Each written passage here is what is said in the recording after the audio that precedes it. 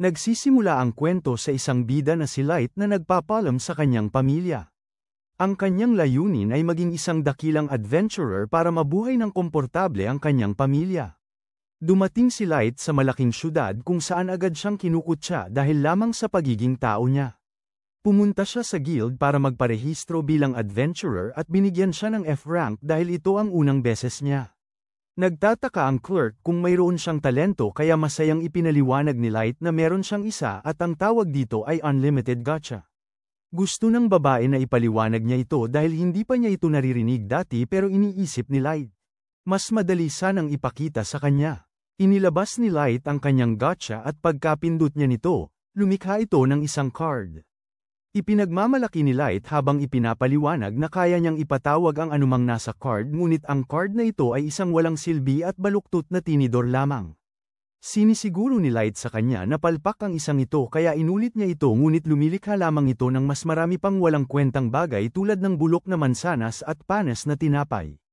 Sabi ni Light na hindi naman ganito kalala kadalasan pero wala siyang pakialam at ibinigay sa kanya ang kanyang F-rank card. Sabik na si Light na gawin ang kanyang unang trabaho kaya itinuro siya ng clerk sa bulletin board. Sa kasamaang palad, hindi marunong magbasa si Light, ngunit karaniwan ito sa mundong ito dahil napakababa ng antas ng pagbasa at pagsulat ng mga tao. Buti na lang, tinutulungan siya ng clerk at binibigyan siya ng listahan ng mga trabaho.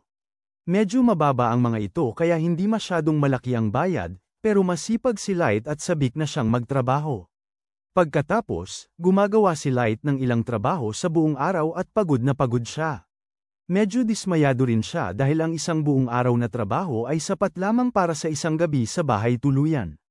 Gayunpaman, hindi ito masyadong problema para sa ating bida dahil sinabi ni Light na magiging maayos siya. Kung kaya lang niyang bunutin ang isang bagay na makakain mula sa kanyang daladalahan.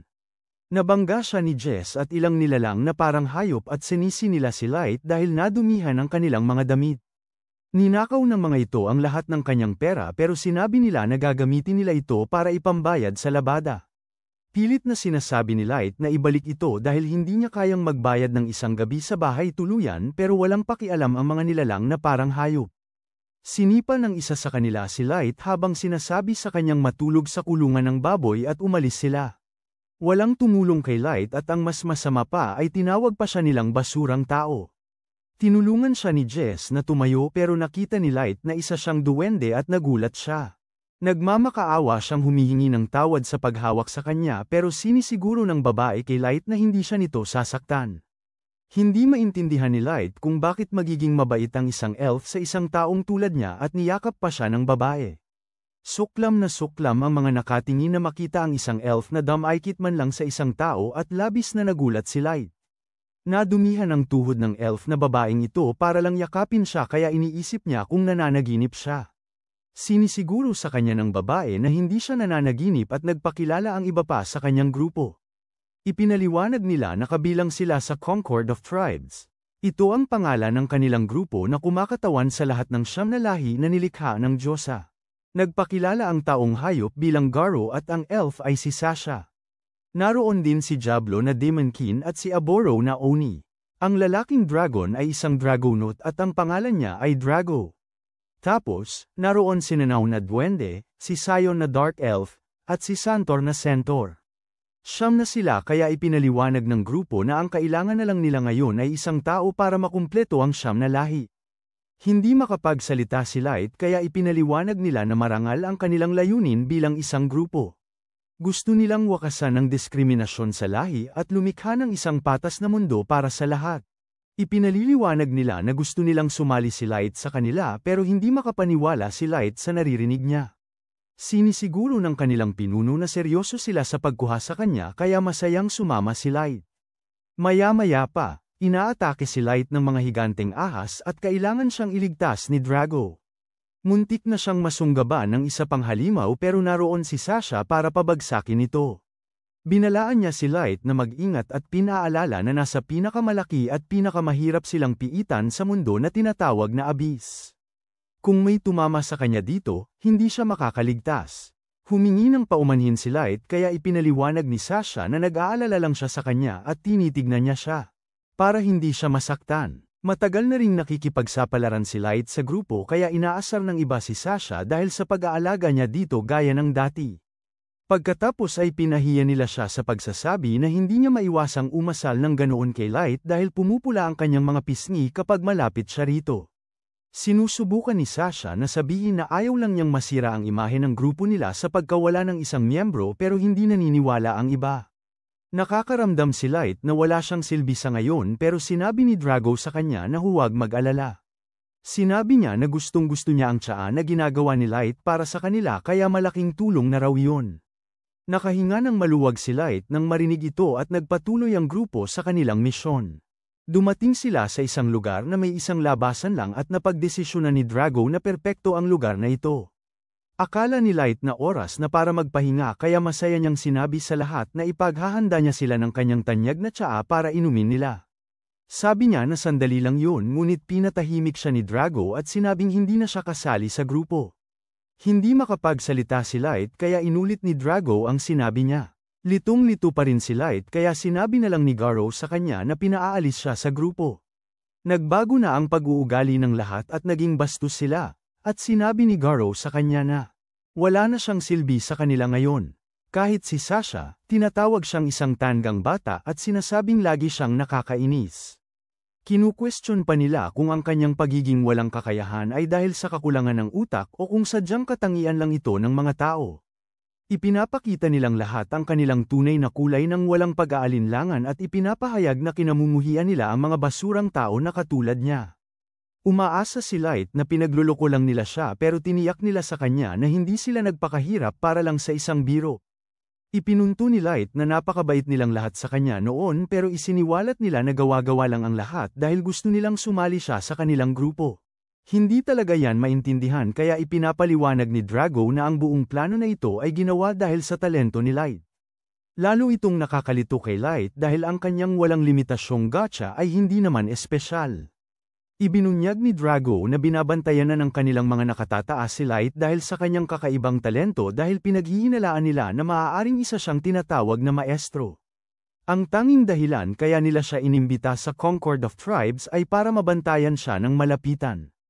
Ipinapaalala ni Light sa kanila na ang kanyang walang limitasyong gacha ay walang kwentang talento dahil puro basura lang ang kaya niyang ipatawag pero hindi mahalaga sa kanila yon.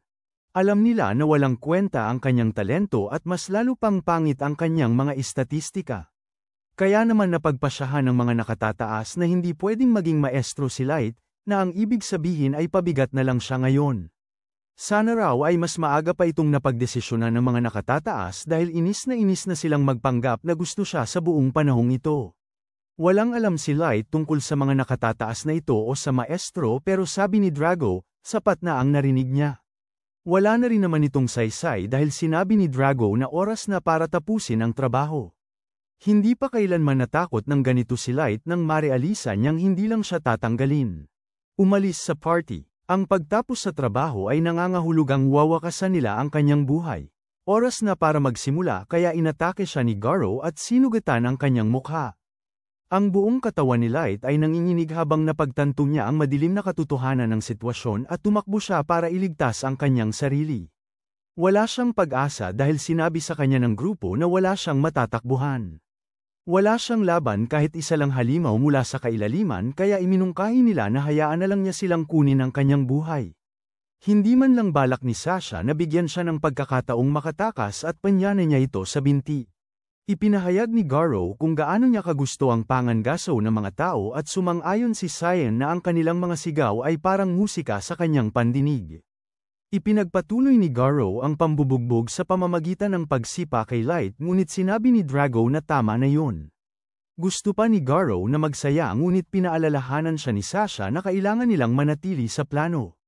Ang kanilang kwento ay na isang halimaw mula sa kailaliman ang nag-alis kay Light kaya hindi nila siya maaaring bigyan ng anumang marka na sumasalungat doon. Handa na si Garo na gawin ang parangal at sinabi niya kay Light na naging nakakaaliw siyang punching bag kaya gagawin niyang mabilis ang pagtatapos. Pilit na gumagapang palayo si Light at iniisip niya kung bakit humantong sa ganito ang lahat. Umabot na sa sukdulan ang kawalan ng pag-asa ni Light kaya sumigaw siya na gusto niyang mabuhay at nagkataon na naaktibo niya ang isang patibong na teleportasyon. Agarang sinabi ni Drago kay Garo na pigilan si Light na makatakas ngunit huli na ang lahat. Ilang sandali pa, natagpuan ni Light ang kanyang sarili sa ibang bahagi ng piitan. Ngunit wala siyang makitang kaginhawahan dito dahil halos wala ring nagbago. Malubha ang kanyang mga sugat at sigurado siyang matatapos ang kanyang buhay sa sandaling may makita siyang halimaw mula sa kailaliman. Ang tanging naiisip ni Light ay ang kanyang pamilya at iniisip niya kung saan siya nagkamali. Ang mga adventurer ay masyadong mabait sa kanya at akala niya ay nagiging mas malapit na sila matapos ang maraming oras na magkasama. Siyempre ang totoo ay pinagtaksila nila siya sa pinakamasamang paraan. Ang kanilang pagkakaibigan ay isa lamang pagpapanggap at talagang natutuwa silang pahirapan siya. Sabik silang lahat na makita siyang matanggal at handa silang gawin yun nang may mga ngiti sa kanilang mga mukha. Ang lungkot ni Light ay mabilis na napalitan ng galit dahil kinasusuklaman na niya ang bawat isang tao sa grupo na yun at ipinapangako niyang wawakasan ang buhay nilang lahat. Ang kanyang galit ay nagpapasiklab sa kanya at ang kanyang uhaw sa paghihiganti ay ayaw payagang matapos ang kanyang buhay dito. Ipinapangako niya na magbabayad sila at isinusumpa niyang dudurugin niya sila. Mas lalong dumilim ang sitwasyon nang may lumitaw na halimaw at gulat na gulat si Light na level 1000 ito. Imposible yun at isa itong uri ng halimaw na naririnig lamang sa mga kwento. Napagtanto ni Light ang nakakakilabot na katotohanan na napunta siya sa pinakamalalim na bahagi ng kailaliman. Wala nang pag-asa habang papalapit ang halimaw sa kanya pero tumatanggi si Light na mamatay bago makapaghiganti. Ang tanging laban ni Light ay ang kanyang unlimited gacha kaya ginamit niya ito. Binubuhay ni Light ang kanyang walang limitasyong gacha ng paulit-ulit, humihila ng baraha. Karamihan ay basura pa rin tulad ng isang kalavangang kutsilyo at isang bulok na mansanas pero ayaw sumuko ni Light. Kailangan niyang alisin ang mga nagtaksil sa kanya sa anumang paraan at bumalik sa pamilyang kanyang mahal. Sa wakas, nagbunga ang mga pagsisikap ni Light at ang kanyang gacha ay sumisikat ng may napakalaking intensidad na hindi pa nangyayari dati. Susugod ang halimaw para umatake pero huli na dahil nakagawa na ng bagong baraha ang gacha ni Light. Isang boses ang nagpahayag na hindi nito hahayaang may manakit sa kanyang Panginoon at isang batang babae ang lumitaw ng lubusan. Winawasak ang level 1000 na halimaw. Nililinis ng malakas na babaeng ito ang kalat na kanyang ginawa at nakakagulat na yumuyuko kay Light. Pinapagaling niya ito at agad humihingi ng tawad. Sabi niya na ikinahihiya niya na makitang mapapangitan ang kanyang gwapong mukha at magandang kutis perlas dahil sa mga kakilakilabot na sugat. Natigilan si Light na marinig siyang magsalita ng ganito tungkol sa kanya at mas nagulat pa nang mapagtanto na pinagaling niya ang lahat ng kanyang sugat. Hinihiling ng babae na gamitin niya ang kanyang magandang boses upang sabihin ang kanyang pangalan kaya ipinakilala ni Light ang kanyang sarili. Tinatawag siya ng babae na Master Light at ipinapahayag na maglilingkod siya sa kanya. Iyon ang kodigo ng karangalan ng katulong at ipinapangako niya ang kanyang lubos na katapatan sa kanya. Gusto malaman ni Light kung sino siya pagkatapos ng talumpating yun kaya ipinakilala niya ang kanyang sarili bilang May. Tinatawag siyang ang walang humpay na naghahanap na katulong at siya ay level 9,999. Ang pinakanakakagulat ay isa siyang super ultra rare card na galing sa unlimited gacha ni Light. Gusto lang ng babaeng ito na magpatuloy sa pagsasalita tungkol sa kanyang katapatan, sinasabi niya na mananatili siyang tapat kay Light kahit pa pagkatapos ng kamatayan. Kailangan pa ni Light ng karagdagang sagot kaya sinusubukan niyang ipaliwanag na ang kanyang unlimited gacha ay talaga namang walang kwenta at imposibleng nanggaling doon ang isang taong kasing kahanga-hanga niya. Ipinapaliwanag ni May na mayroon siyang kakayahang suriin na magagamit niya upang tingnan ang walang limitasyong gacha ni Light ngunit isa siyang mapagpakumbabang lingkod at gagamitin lamang niya ito kung bibigyan siya ng pahintulot. Pinapayagan siya ni Light na gawin ito at namamangha si May sa nakita niya. Ipinapaliwanag niya na ang mga kakayahan ni Light ay nakatago sa ilalim ng isang makapal na patong ng isang bagay na tinatawag na tabing at imposible para sa sinumang hindi kasing antas niya na makita ang mga detalye. Pagkatapos ay ibinunyag ni May na ang walang limitasyong gacha ni Light ay malayo sa pagiging walang kwenta. Maaari itong paikutin ng walang katapusan at ang posibilidad at pagiging bihira ng mga card na lumalabas ay nag-iiba batay sa kapal ng mana sa paligid. Ang mga pagiging bihira simula sa pinakamataas ay extra, super ultra rare, triple S rare, double S rare, rare, rare, normal, at error. Medyo naguguluhan si Light tungkol sa bahagi ng mana kaya ipinapaliwanag niya na ang mana ay isang bagay na dumadaloy kahit saan sa buong mundo. Gayunpaman, ang kapal nito ay pinakamababa sa ibabaw, ibig sabihin na ang pagkakataon na lumabas ang isang super ultra rare card tulad ni May ay halos wala. Ngunit dito sa kailaliman ng piitan, iba ang sitwasyon. Nasa pinakamalalim na bahagi sila ng piitan ngayon at napakaraming mana sa paligid. Ibig sabihin, mas malaki ang tsansa ni Light na makakuha ng pambihirang card habang nandito. Walang kamalay-malay si May sa nangyari dati kaya humahanga siya sa tapang ni Light na maglakbay hanggang sa ilalim ng piitan para lang magamit ang buong potensyal ng kanyang walang hanggang gacha. Hindi sinungaling si Light kaya isiniwalat niya na hindi niya kayang harapin ang kailaliman ng mag-isa. Ipinaliwanag niya na pinagtaksilan siya at sinugatan siya ng dati niyang grupo gamit ang espada at pana. Mahinang mga iyak habang nalulula siya sa bigat ng damdamin dulot ng pagkakanulo, ngunit bumabalik din ang kanyang galit. Gusto niyang pagbayarin silang lahat at ipinapangako na hindi siya magpapahinga hanggat hindi nila natatanggap ang nararapat sa kanila.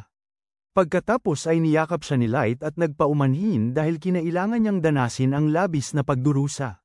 Sinabi niya sa kanya na huwag mag-alala dahil sa kapangyarihan niya na magagamit niya. Ang pagpataw ng banal na kaparusahan sa kanyang mga kaaway ay magiging madali lamang. Nagmakaawa naman si May kay Light na bigyan siya ng utos na tugisin ang mga manlilinlang at iharap sa kanya ang kanilang mga ulo bilang patunay. Parang nag-aalinlangan si Light kaya umatras siya. Inakala ni May na dahil masyadong mabait si Light kaya sinabi niya na hindi karapat-dapat sa awa ang mga kaaway niya. Sumagot si Light na hindi iyon ang problema. Nagtiwala siya sa mga taong iyon at naloko siya. Halos mawala pa ang buhay niya matapos siyang bugbugin at itapon sa kailaliman. Ang ugat ng lahat ay ang kanyang kahinaan kaya nagdesisyon si Light na kailangan niyang maging mas malakas. Aminado si Light na maaaring imposible yun para sa isang taong katulad niya pero gusto niyang makaganti sa sarili niyang mga kamay. Nag-iisip si Light kung iniisip ni May na siya ay nag-iilusyon, pero sinabi niya na hindi niya kailanman iisipin yun tungkol sa kanya. Sa halip, ipinahayag niya na ang kanyang hiling ay hiling rin niya at kung personal na paghihiganti ang gusto niya, tungkulin niyang tulungan siya.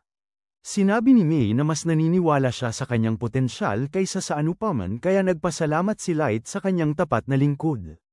Pagkatapos noon, muling pinamunuan ni Light ang kanyang walang limitasyong gacha sa loob ng kailaliman. Nanunumpa na pag-aralan ang kanyang kakayahan upang makapagtatag siya ng isang kaharian na maghahawa ng kanyang daan tungo sa paghihiganti. Mabilis na sumulong ng 3 taon at nakita natin na nakapagtayo si Light ng isang buong imperyo sa pinakamalalim na bahagi ng kailaliman. Sinasabi niya sa kanyang hukbo ng mga katulong na mahusay ang trabaho nila ngayong araw at nagpapasalamat silang lahat kay Master Light. Bawat isa sa mga babae ay humahanga sa kanya at iniisip nila kung naubos na ba ang lahat ng swerte nila sa buhay para lang mapalapit sa kanya. Ang isang babae ay humihiling pa na sana ay maamoy niya ang kanyang mga paa. Nagiging masyado na silang maligalig para kay May kaya hinihingi niya ang permiso ni Light na patahimikin sila. Sinabi ni Light na hindi naman masama dahil gusto lang nila siya ng sobra at hinahayaan niya sila. Nakikita natin kung gaano kalawak ang imperyo ni Light dahil naglalaman ito ng maraming tindahan at napakarami ng mga taong namumuhay lang ng normal.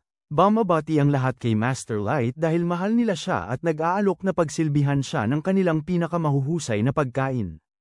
Ang ilan sa kanila ay kinakapos na ng mga gamit ngunit si Light ay isang mabait na pinuno at nangangako siyang ipapaalam ito sa administrasyon. Si May ay abala rin dito dahil gusto niyang asikasuhin agad ang anumang problema para hindi magkaroon ng maling akala ang mga tao tungkol sa pamamalakad ng imperyo.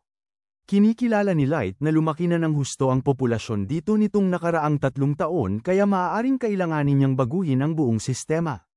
Ang susunod na alalahanin ni Light ay ang kinaroroonan ng kanyang iba pang pinakamahuhusay na mandirigma. Lahat sila ay mula sa antas 9,900 at 99 na sobrang bihirang mga cards na ipinatawag niya at ipinapaliwanag ni May na lahat sila ay nagsasagawa ng mga misyon para sa kanya.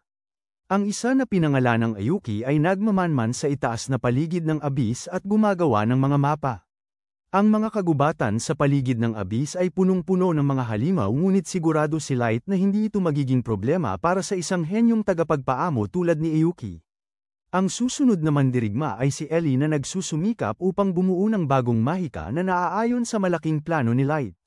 Maraming ginagawa si Light ng sabay-sabay kaya umaasa na lamang siya na hindi mapuno si Ellie.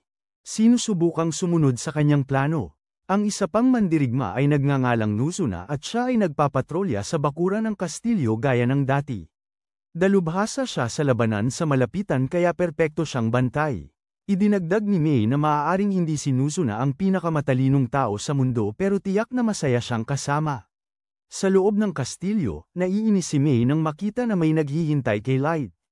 Ito ay ang level 7777 na mandirigmang nagngangalang Jack at kailangang paalalahanan siya ni Mei na mas formal na tawagin si Master Light. Pinapayagan naman ito ni Light dahil itinuturing niya si Jack na parang nakatatandang kapatid. Lumabas ang dalawang lalaki para magsanay at sinabi ni Light na todo na sila ngayon. Walang magpapatalo at sinimulan ni Light ang laban sa isang mabilis na atake sa tiyan ni Jack. Impresyonado si Jack dahil napaatras siya pero sinabi niya na hindi siya tinatawag na matigas na halaman para sa wala. Kung sino man iba ang inatake ni Light, baka natapos na ang buhay niya, pero napakalakas ni Jack. Nagpatuloy ang dalawa sa pag-e-spar at nakita natin na masigasig na nagpapatrolya si Nuzuna sa kastilyo. Sinabi ni Nuzuna sa mga katulong na sinusunod niya ang utos ni Master Light at ito ay isang napakahalagang trabaho. Lahat ng mga katulong ay binobola siya sa pagsasabing natutuwa silang mayroong isang taong katulad niya na nag-aalaga sa kanila at ginagawa ni Nuzuna ang kanyang makakaya upang manatiling mapagkumbaba dahil ginagawa lamang niya ang kanyang trabaho. Hindi sigurado si Nuzuna kung saan niya gustong magpatrolya sunod kaya ibinunyag ng mga katulong na mayroon silang hiling para sa kanya.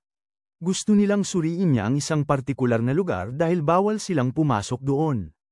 Ang lugar na ito ay lumalabas na kwarto ni Light kaya nagtataka si Mei kung bakit kumakatok si Nuzuna sa kanyang pintuan. Ibinunyag ni Nuzuna na gusto niyang magpatrolya sa loob pero ipinaliwanag ni Mei na kwarto na ni Light ay napakatibay. Nabigla si Nuzuna kay Mei nang paalalahanan niya ito na nasa labas si Light na nag-eensayo at nagtataka kung ano ang ginagawa niya sa silid nito. Ipinapaliwanag ni Mei na tungkulin ng isang katulong na laging maging abala pero binaliwala lang siya ni Nuzuna at pumasok. Napaka-obserba ni Nuzuna dahil mukhang may nagpagulong-gulong lang sa kama ni Light. Hindi lang yun dahil tila may sumisipa ng mga paa habang inaamoy ang mga unan. Mabilis mag-isip si Mei at ipinapaliwanag na ito ang kanyang natatanging paraan ng pagliligpit ng kama. Sabi niya ito ay isang sekreto ng kanyang propesyon kaya hindi pwede sabihin kay Nuzuna at naniwala naman si Nuzuna. Isa itong kahangahangang kakayahan na mayroon si Mei at sinasabi niya kay Mei na talagang nabibigyang hustisya niya ang kanyang reputasyon bilang unang summon ni Light. Nagpadala rin ng ibang mga katulong kay Nuzuna ng mensahe at ipinaalam nito kay Mei na hindi sila masaya sa kanyang pagiging nag-iisa sa paglilinis ng kwarto ni Light. Hinihiling nila na bigyan ni Mei ang lahat ng karapatang maglinis doon at nagsimula sila ng petisyon para tanggalin si Mei bilang punong katulong. Ipinapahayag nila na malapit nang matapos ang kanyang pamumuno at sinasabi nilang dapat siyang magdusa. Nag-aalala si Nuzuna kung may magagawa ba siyang tulong pero sinabi ni Mei na responsibilidad niya ito. Para personal na kausapin ang mga diwata. Nagpapasalamat siya kay Nuzuna sa kanyang trabaho at natutuwa si Nuzuna nang bigyan siya ni Mei ng tip. Agad na ginastos ni Nuzuna ang kanyang pera sa isang tindahan kung saan kada rating lang ng kargamento ng masasarap na merienda. Ayaw magpadala ni Nuzuna sa mga pagkaing hindi gaanong masarap dahil ang gusto talaga ng kanyang tiyan ay gatas at pancake sandwiches. Nilantakan ni Nuzuna ang mga merienda at nakakita ng Yuki sa kastilyo. Dapat ay nagmamanman ng isang Yuki sa kagubatan sa paligid ng abis kaya nagtataka si Nuzuna kung ano ang ginagawa niya. Nagmimiyaw ang isang Yuki pero hindi maintindihan ni Nuzuna ang sinasabi niya tulad ng pagkakaintindi ni Light. Sinusubukan ng henyong si Nuzuna na hulaan kung ano ang sinasabi niya, pero hindi ito nagiging maganda. Iniisip niya kung kailangan ba ng tulong ang isang Yuki sa pagputol ng mga puno sa gubat para mas madaling mag-espya, pero hindi yon. Hinuha ni Nuzuna na may nakasalubong na malakas na halimaw ang isang Yuki na hindi niya kayang talunin, pero hindi rin yon. Kinikilala ni Nuzuna na may naunang Yuki na ipinatawag bago sa kanya. Pero itinuturo niya na mas mukha siyang mas matanda at mas malakas. Dahil dito, sinasabi niya sa isang Yuki na huwag mag-atubiling dumepende sa kanya kung kailangan niya. Naiinip na ang isang Yuki kaya nagsasalita na siya ng normal at ibinunyag na natapos na niya ang misyon ng walang na nakatagpo ng anumang banta. Natapos niya ang isang bahagi ng mapa na ipinapagawa sa kanya ni May at bumalik siya para ihatid ito. Pagbalik sa loob, natuwa si Nozuna na naging maayos ang kanyang pagpapatrolya pero nabigo siya dahil hindi niya nakita si Light buong araw. Pagkatapos tingnan kung siya lang mag-isa, umakyat si Nozuna sa trono ni Light. Iniisip niya kung gaano ito kaging palaging tingnan na nakaupo doon at gusto niya na sana'y narito siya ngayon. Maya-maya pa, natakot si Nozuna nang mabasag niya ang isang parte ng trono ni Master Light. Dali-dali niyang idinikit ulit ang pakpak sa anghel at tumakbo palayo. Sa labas ng kastilyo, naglalaban pa rin yung dalawang lalaki pero nagkasundo silang tapusin na. Habang nagpapahinga, sinabi ni Jack na halos perpekto na si Light sa paggamit ng kanyang katawan bilang armas. Sobrang mapagkumbaba naman si Light at sinabing tinuruan siya ni Jack. Dahil sa kanilang pagsasanay, naging sobrang lakas ni Light kaya sinabi ni Jack na iilan lang ang makakatapat sa kanya dito sa Abyss. Ang Abyss ang tahanan ng pinakamalalakas na nilalang sa mundo, kaya ibig sabihin mas kakaunti pa ang makakatapat sa kanya sa ibabaw. Sinabi ni Jack ang lahat ng ito para ipaalala kay Light na may mga nilalang pa ring mas malakas sa kanya. Kinilala ni Light ang babala niya dahil ang mundo sa ibabaw ay puno ng mga hindi pa alam, at nanumpa siyang hindi niya pababayaan ang kanyang depensa. Determinado si Light na manatiling buhay kahit anong mangyari dahil kailangan niyang tapusin ang kanyang paghihiganti hanggang sa huli. Malapit doon, kinausap ni May ang ibang mga katulong ngunit nagkunwari silang hindi nila alam kung bakit gusto niya silang makipagkita. Binigkas ni May ang mensaheng ipinadala nila sa kanya, bawat linya, kasama ang bahagi tungkol sa pagbagsak, kaya humingi ng paumanhin ang lahat ng mga katulong. Hindi nila alam kung paano ipaliwanag ang kanilang sarili kaya nag-imbento sila ng dahilan. Sabi nila, alam daw nila kung gaano kaabala si May palagi at gusto lang nilang tulungan si Light sa kanyang gawain. Mayroon pa silang ibang mga dahilan pero hindi nito maipaliwanag kung bakit sinabihan nila si May na magpahinga ng todo sa dulo ng kanilang mensahe. Walang magandang kasinungalingan para doon at ang mas masahol pa ay pinadala nila si Nizuna para ihatid ang mensahe imbes na harapin siya. Ang dating nagkakaisang grupo ng mga babae ay nagsisimulang magkawatak-watak habang nagsisihan sila sa isa't isa pero sapat na ang nasabi ni Mai. Tinanggihan niya ang kanilang kahilingan na linisin ang kwarto ni Light at sa halip, inutusan niya silang linisin ang pasilyo papunta sa trono. Para mas lalong pahirapan sila, inuutusan niya silang gawin ito ng mano-mano. Sobrang haba ng pasilyo kaya iniisip ng mga babae na imposible ito, pero tiniyak ni Mai sa kanila na matatapos nila ito. Malapit nang umakyat si May sa ibabaw sa isang misyon para kay Light kaya inaasahan niya na magsisikap ang mga babae habang wala siya. Sa ibang lugar, nagwi-wish si Nizuna na sana makabili siya ng isang magandang sandata at nagulat si Ellie na makita siya rito. Akala niya na naghahanap ng candy si Nizuna pero humahanga lang si Nizuna sa galing ng pagkakagawa ng ilang guwantes na panglaban. Akala ni Nizuna na abala si Ellie sa paggawa o pagsusuri, gaya ng dati pero nagpapahinga talaga si Ellie. Sobrang ayos ng lahat kaya nagkaroon siya ng oras para magpahinga. Iniisip ni Ellie na medyo mas mabagal mag-isip si Nizuna kaysa karaniwan pero pinatunayan ni Nizuna na hindi sa pamamagitan ng pagbigkas ng kanyang multiplication table. Sa kasamaang palad, mali siya agad sa simula kaya ininsulto siya ni Ellie at nagsimula silang magtalo. Ipinunto ni Ellie na ginawa siya ni Light na mahalagang bahagi ng kanyang mga plano para sa paghihiganti, hindi katulad ni Nizuna at ng kanyang maliit na utak. Agad na sinabi ni Nizuna na napakahalaga ng kanyang pagpapatrolya pero sabi ni Ellie, wala lang yun. Kumpara sa ginagawa niya, ibinunyag ni Ellie na katatapos lang niyang makipag-inuman ng tsaa kay Light para pag-usapan ang progreso ng plano at tinukso niya si Nizuna sa pagsasabing sa susunod ay magbubok siya ng pribadong silid para sa kanila. Desperado si Nizuna na makipag-inuman din ng tsaa kay Light pero hindi makapaniwala si Ellie na yun pala ang bahagi ng kwento niya na ikinaiinggit ni Nizuna. Hindi alam ni Nizuna kung ano pa ang maaaring dahilan kaya itinuro ni Ellie na may isa pang bagay na nagpapasiklab lalo sa apoy ng selos. Hindi maintindihan ni Nizuna ang sinasabi niya at inaakala lang niya na si Ellie ay nagsasalita. Tungkol sa mahika. Iniisip niya na nag-aalala si Ellie na baka hindi niya maipagtanggol ang sarili niya balang araw nang walang mahika kaya nag-aalok siya ng tulong kapag kailangan ni Ellie. Pumayag si Ellie at sinabing aalis na siya kaya masayang umalis si Nizuna. Bumalik siya sa pagpapatrolya at naiisip na lang ni Ellie kung gaano kakaiba si Nizuna. Sa loob ng kastilyo, nagrereklamo ang apat na kasamahan tungkol sa napasukan nilang gulo kahit na may dahilan naman ang reklamo nila tungkol sa kanilang amo. Pero siya ang amo kaya wala silang magawa dahil halos hindi mag-alaw si Mai. Gusto nilang lahat na sana sila ang naglilinis ng kwarto ni Light ngayon, kung saan ibabaw nila ang kanilang mga ilong sa kanyang mga kumot. Ang babaeng laging sumusobra ay mas pinapalala pa ito sa pamamagitan ng pagsasabing gusto niyang dilaan ang lahat ng kanyang ginamit na mga kagamitan sa pagkain. Tinatawag siya ng ibang mga babae na kakaiba noong una, ngunit sa huli ay inaamin nilang lahat na gagawin din nila iyon. Hindi maiwasan ng mga babae na isipin kung paano si Mai ang unang tinawag. Inabot pa ng 3 buwan bago tinawag si Ayuki bilang pangalawa kaya nagtataka ang mga babae kung ano kaya ang ginawa nila habang silang dalawa lang. Pumupunta sa kung ano-anong bagay ang kanilang mga isipan habang iniisip nila kung gaano ka-inosente at walang kamalay-malay si Light. Minsan, sila ay isang batang lalaki at babae na nag-iisa sa isang nakamamatay na piitan at hindi sila makapaniwala kung gaano kaswerte si Mai. Sila ay labis na naiinggit at sana'y magawa nilang gawing sumpa ang kanilang galit na maaring ibato kay Mai. Sinubukan nila ngunit agad silang nagulat nang lumitaw si Mai. Akala nilang lahat ay nasa misyon siya ngunit hindi pa siya umaalis. Ipinaliwanag ni Mai na narinig niya silang paulit-ulit na nagbubulungan na mamatay at humingi siya ng paliwanag. Nagbago silang lahat ng kanilang tono upang magpanggap na palaging tapat sa kanya ngunit hindi naniniwala si Mai. Sa wakas, inamin ng mga babae na labis silang nainggit lalo na dahil nagkaroon si Mai ng maraming oras na makasama si Light ng mag-isa.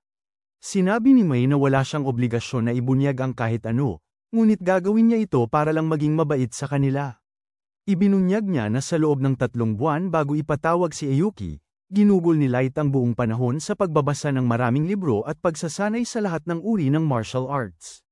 Labis siyang nasabik na maging mas malakas at walang oras para sa kanila na gawin ang anumang bagay na binibigyan ng mali siya ng mga katulong. Pakiramdam ni Mai na masyado siyang naging mahigpit sa mga babae at hindi makatwiran ang kanyang mga utos. Iniisip niyang magpagan sa kanila pero napagtanto niya ngayon na nagkamali siya. Parang walang natutunan ang mga babae kaya inutusan din sila ni Mai na linisin ang silid ng trono. Matatagalan yun pero ipinaalala ni Mai na may oras naman sila dahil ginagamit nila ang karamihan nito para sampain siya. Naging seryoso si Mai kaya sinabi niya sa kanila na kilalanin ang kanyang utos at sumunod naman ang mga babae. Nagtrabaho sila pero sa tingin nila ay hindi sila matatapos agad. Biglang sumama ang sitwasyon nang mahulog ang pakpak ni Nizuna na nabali kanina. Sa kwarto ni Nizuna, nakahinga siya ng maluwag dahil matagumpay na naman siyang nakapagbantay ng kapayapaan sa araw na yun. Siyempre, dismayado pa rin siya dahil hindi niya nakita si Light buong araw at sana utusan na siya nito ng pinakagusto niya. Gusto niyang ipadala siya sa ibabaw para lipulin ang lahat ng nagtaksil sa kanya. Kumakalma si Mai habang umaasa na makikita niya si Light kinabukasan at nakatulog siya. Kinaumagahan, umalis si Light sa palasyo at nakita sina Ellie at Nizuna na nagtatalo gaya ng dati. Nizuna ay tuwang-tuwa na natupad ang kanyang hiling kagabi dahil nakita niyang muli si Light. Hindi maiwasan ni Light na tratuhin si Yuki na parang pusa, pero agad na nagselos ang ibang mga babae. Biglang lumitaw ang isang halimaw na katulad ng unang nakaharap ni Light sa abyss. Nangangatog pa rin si Light sa takot tuwing nakakakita siya ng mga asong impyerno dahil sa nakakatakot na araw na yon, pero iba na ngayon. Kasama ni Light ang kanyang matatapang na mandirigma at handa silang lumaban anumang oras.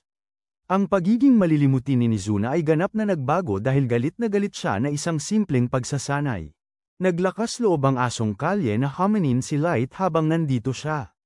Galit na galit din si Ellie at balak niyang turuan ng leksyon ang hayop na ito. Suklam din si Yuki dahil nakakabahala kay Light ang presensya pa lang ng Hellhound kaya nanunumpa siyang lipulin ang buong lahi nila. Kitang-kita ang kanilang lakas habang sinasabi nila sa hayop na maghanda sa buong bagsik ng kanilang antas 9,999 na kapangyarihan. Kalmadong pinipigilan sila ni Light at ipinapaliwanag na okay na siya ngayon. Mabilis na sumusunod ang mga babae sa kanyang utos at umatras. Bahagyang humingi ng paumanhin si Light sa halimaw dahil sa pagkatakot nito at naiisip niya kung paano siguradong lilipulin ng mga babae ang lahat ng asong impyerno sa buong mundo kung mag-utos siya. Saka lamang ibinunyag ni Light kung bakit siya nakipag-usap sa kanila. Kagagaling lang niya sa balita mula kay May na matagumpay ang kanyang misyon at sa wakas ay oras na para isakatuparan nila ang kanilang plano. Nahulog na sa patibong ang kanilang biktima at handa na silang tumuloy sa ikalawang hakbang. Hindi gusto ng mga babae na nauna si May sa kanila ngunit lahat sila ay nasa sabik na sumulong sa plano. Pinamunuan sila ni Light at ipinahayag na oras na upang ihain ang kanyang unang putahe ng paghihiganti na mayroon. 3 taon na ginagawa, sa lungsod ng mga lobo, nakikita natin ang isa sa mga puntirya ni Light. At naglalakad siya sa lungsod habang sinasayawan siya ng mga tao bilang isang bayani, na walang kamalay-malay sa paghihiganti na parating sa kanya. Mahal na mahal ng mga taga-baryo si Garou, at gusto pa nga ng isa sa kanila na ligawan niya ang kapatid nito. Walang tigil silang nagpapahalaga sa kanya at hindi nagpapakumbaba si Garou tungkol dito. Sinasalo niya ang lahat ng atensyon at sinasabi niya sa lahat ng taga-baryo na magbigay daan sa isang megastar. Isang taong malapit doon ang naghahalungkat sa basura at kinamumuhian ni Garou ang pagkakita sa kanya. Tinawag niyang basura ang lalaki habang ibinabagsak ito sa lupa at dinuraan sa mukha. Nagtatangi si Garou sa mga tao katulad ng iba at sinabi niya sa lalaki na siguraduhin hindi na niya ito makikita ulit. Sa isang bar, humahanga pa ang mga tagahanga ni Garou sa paraan ng kanyang pag-inom ng alak. Para kilalanin ang kanilang pagiging mabait, pinayagan sila ni Garou na mag-order ng kahit anong pagkain at inumin na gusto nila. Sabi niya na hindi yun magiging problema sa kanya dahil kamakailan lang ay kumita siya ng malaking pera.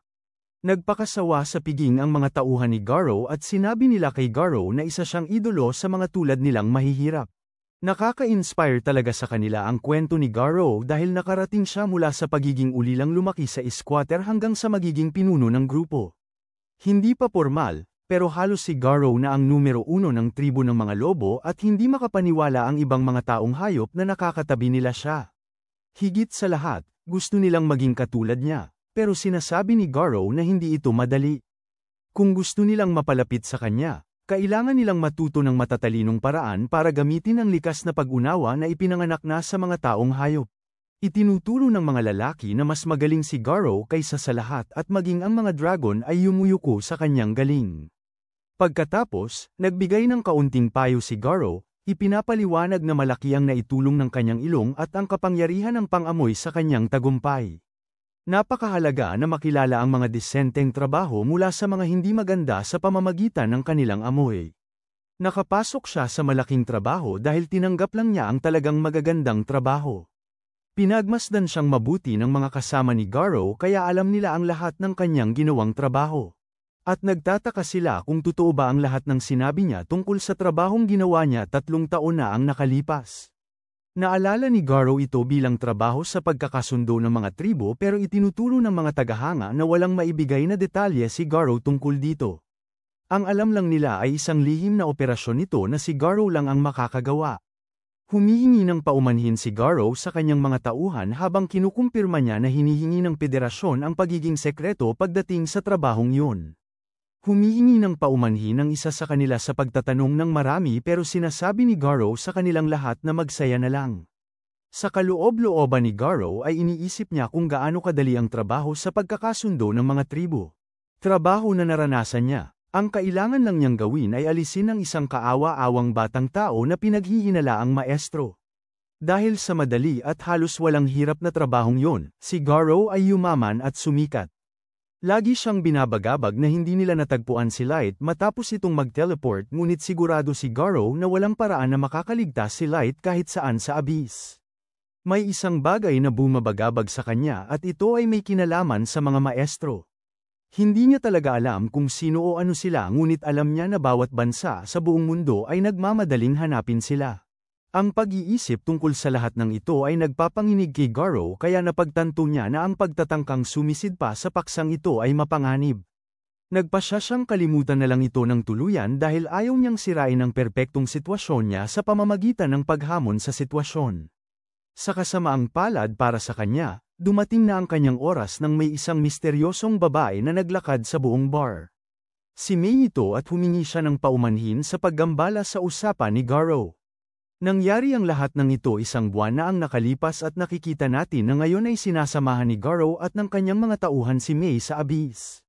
Nagkukunwari si Mei na nahihirapan matapos maglakbay sa Abyss sa loob ng isang buwan at iniisip ni Garo na kaunti na lang at maipapakita na niya ang tunay niyang balak. Ang pagbabalik tanaw sa nang dumating si Mei sa bar ay nagpapakita na nagkunwari siyang walang alam sa nangyari kay Light. Naghahanap lang siya kay Garo na sinasabing naging miyembro ng Concord of Tribes. Galit ang mga tauhan ni Garo na makita ang isang kawawang tao na nakikipag-usap sa kanilang pinuno pero gusto ni Garo siyang pakinggan. Ibinigay ni Mei ang kanyang pangalan kay Garo at ipinaliwanag na siya ay naglilingkod sa kanyang amo na si Light bilang kanyang pinakatapat na katulong. Gulat si Garo na marinig siyang sabihing amo Light at ibinunyag ni Mei na naghahanap siya para sa kinaroroonan ni Light. Nangangamba si Garo na baka may alam siya tungkol sa nangyari pero hindi niya ito pinaniwalaan dahil walang ibang nakakaalam maliban sa Concord of Tribes. Nagsinungaling naman si Mei at sinabing si Light ay isang importanteng tao na may dugong maharlika. Hindi ito matanggap ni Garo dahil mukha lang siyang isang hamak na bata at inakusahan niya si Mei na sinusubukan silang lokohin. Patuloy pa rin si Mei sa kanyang pagpapanggap at sinabi lang kay Garo na hindi siya maaaring magbigay ng detalye tungkol sa pinagmulan ni Light. Nagsimulang magduda si Garo pero napagtanto niya na ang mga malalaking tao sa likod ng trabaho ay dapat na hinukay ang bawat posibleng detalye tungkol kay Light. Wala silang nabanggit kailanman tungkol sa pagiging maharlika niya at hindi rin naman binanggit ni Light. May maliit na tsansa nga lang na nagsasabi ng totoo si Mei at kung totoo nga, naisip ni Garo na maaaring may malaking oportunidad para kumita siya ng napakalaking pera. Sinabi ni Garo na nahihirapan siyang maniwala kaya nagpatuloy si Mei. Ipinaliwanag niya na naglalakbay siya sa buong mundo para hanapin si Light at kamakailan lamang niya nalaman na sumali siya sa Concord of Tribes. Sa kasamaang palad, kasama rin dito ang balita na pumanaw na siya sa Abyss. Hindi pa rin maintindihan ni Garo kung ano ang kinalaman niya dito kaya sa wakas ay ibinunyag ni Mei na gusto niyang samahan siya ni Garo. Umiyak pa si Mei habang ipinapaliwanag na gusto niyang personal na puntahan ang lugar kung saan huling nakita si Light na buhay. Siyempre sinabi ni Garo na napaka-mapanganib ang pagpunta sa Abyss pero handa si Mei na bayaran siya para sa tulong niya. Pagkatapos ay ipinakita ni Mei sa kanila ang isang lalagyan na puno ng mga ginto na ikinagulat ng lahat ng tauhan ni Garo. Purong ginto yun kaya nagsimula ng maniwala si Garo na si Light ay mula sa isang marangal na pamilya. Gayunpaman, medyo kakaiba na babayaran siya nito ng ganito kalaki para lang samahan siya at hindi maalis ni Garo ang pakiramdam na baka ito ay isang patibong. Dadaigin pa rin siya ng labis na kumpiyansa ni Garo dahil napagpasyahan niyang kahit na patibong ito, walang gaanong magagawa sa kanya ang isang mahinang tao. Kung susubukan man niya, sigurado si Garo na madali niya itong mapapabagsak. Dahil dito, nagdesisyon si Garo na tanggapin ang kasunduan kay Mei. Si Garo naman ay palaging mahilig magpasikat at hindi lang siya huminto doon. Nagpanggap pa siyang walang pakialam sa pera at sinabing ang kanyang intensyon ay dulot ng iba pa. Nagbulaan si Garo tungkol kay Light, sinasabi niya na isa ito sa kanyang matalik na kaibigan at parang kapatid na rin. Nagkunwari si Garo na walang halaga ang pera at sinabi niya na obligasyon niyang tulungan si Mei. Sinabi niya kay Mei na magalak dahil siya ang magiging leader ng Wolfpack at magtitipon siya ng piling grupo ng kanyang mga tauhan para lang tulungan siya. Ipinahayag niya na hindi ito magiging madali pero siya at ang kanyang marangal na grupo ang sasamahan sa kanya sa mapanganib na piitan na kilala bilang Abyss. Balik sa kasalukuyan, iniisip ni Garo kung paano niya masisigurong makakarating si Mei sa kanyang layunin ng walang kahit isang gallows.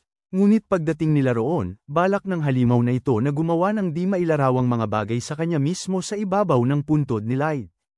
Ang kasamaan ay dumadaloy sa kanyang mga ugat habang iniisip niya ito at sabik na siyang makarating sa lugar na iyon. Maya-maya pa ay dumating sila sa huling lugar kung saan nakita si Light. Nagsisinungaling si Garo habang sinasabi niya na isang grupo ng mga halimaw ang sumalakay sa kanila at sinaktan ng husto si Light. Pagkatapos ay sa kasamaang palad ay nahuli siya sa isang teleport trap at hindi na siya nakita muli. Pinaigting ni Mei ang pag-arte para talagang maipakita kung gaano siya kalungkot at nagsimula siyang umiyak. Hindi pa tapos si Garo sa kanyang kasinungalingan dahil sinabi pa niya na ang pag-atake ay biglaan para sa kanila at hindi nakakilos ang grupo para iligtas si Light. Humihingi siya ng paumanhin sa nagdadalamhating si May pero sumenyas din siya sa kanyang mga tauhan para maghanda. Hinaharangan nila ang tanging daan palabas at naglaan si Garrow ng sandali para isipin kung gaano katanga ang mga tao. Dinagdagan pa ni Garrow ang kanyang panloloko, sinasabi na sa kabila ng pagiging matapang niya, nabigo pa rin siyang panatilihing ligtas si Light. Sabi ni Garrow, dama niya rin ang sakit na nararamdaman niya, pero biglang nagbago ang kilos ni May. Tumigil na siya ng tuluyan sa pag-iyak at seryoso niyang sinabi na dumurugo ang puso niya para kay Light. Hindi dahil sa sinasabing pagkamatay nito kundi dahil dinala ito sa madilim at maruming kulungang ito para lang traidorin ng masasamang tao. Nagiging mas galit ang kanyang matigas na boses sa bawat salita habang ikinukwento niya kung paano bugbugin si Light halos ikamatay nito. Lumilitaw ang pagtataka sa mukha ni Garrow habang hinihiling ni May na sana nakarating siya sa tabi ni Light ng mas maaga. Ipinapanumpa niya sa lahat ng mabuti sa mundong ito na kung naroon siya noon, hindi sana si Light ay nagdusa sa sakit ng pagsipa at pagpana. Ang kahihiyang nararamdaman niya ay hindi matagalan at gusto niyang itama ang lahat. Ang lamig ng kanyang naghihiganting tinig ay nagdudulot ng takot kay Garrow kaya't ang kanyang likas na ugali ay itinutulak siya paatras. Napagtanto ni Garrow na alam ni May ang bawat detalye tungkol sa nangyari noong araw na yun ngunit hindi yun dapat posible. Ang tanging mga taong talagang nakakaalam kung ano ang nangyari ay ang mga miyembro ng Concord of Tribes at ilang piling executive mula sa bawat bansa. Pinipilit ni Garrow na malaman kung sino talaga siya at kung sino ang pinaglilingkuran niya dahil pinaghihinalaan niya na siya ay ipinadala ng ibang tribo para manmanan siya. Nasaktan si May nang marinig na napagkamalan niya ang kanyang determinasyon para sa isang bagay na mababaw at sinabi niya na ang kanyang katapatan ay para lamang sa kanyang amo na si Light. Tinawag siya ni Garrow na bulok na sinungaling dahil niloloko niya siya ngunit ito ay magiging isang malaking pagkakamali.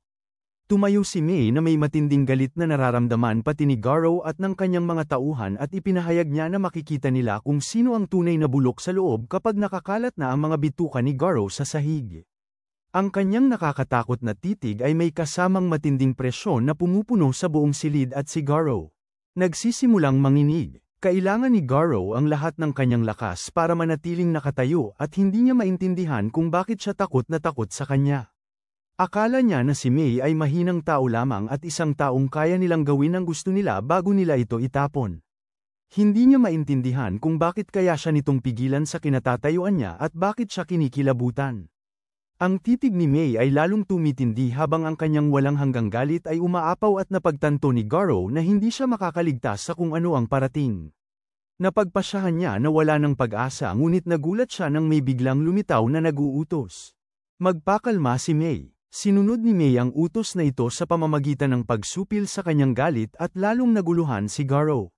Nasa kailaliman sila kaya sinabi niya na imposibleng nakarating dito ang isang batang tulad ng isang tao ng mag-isa.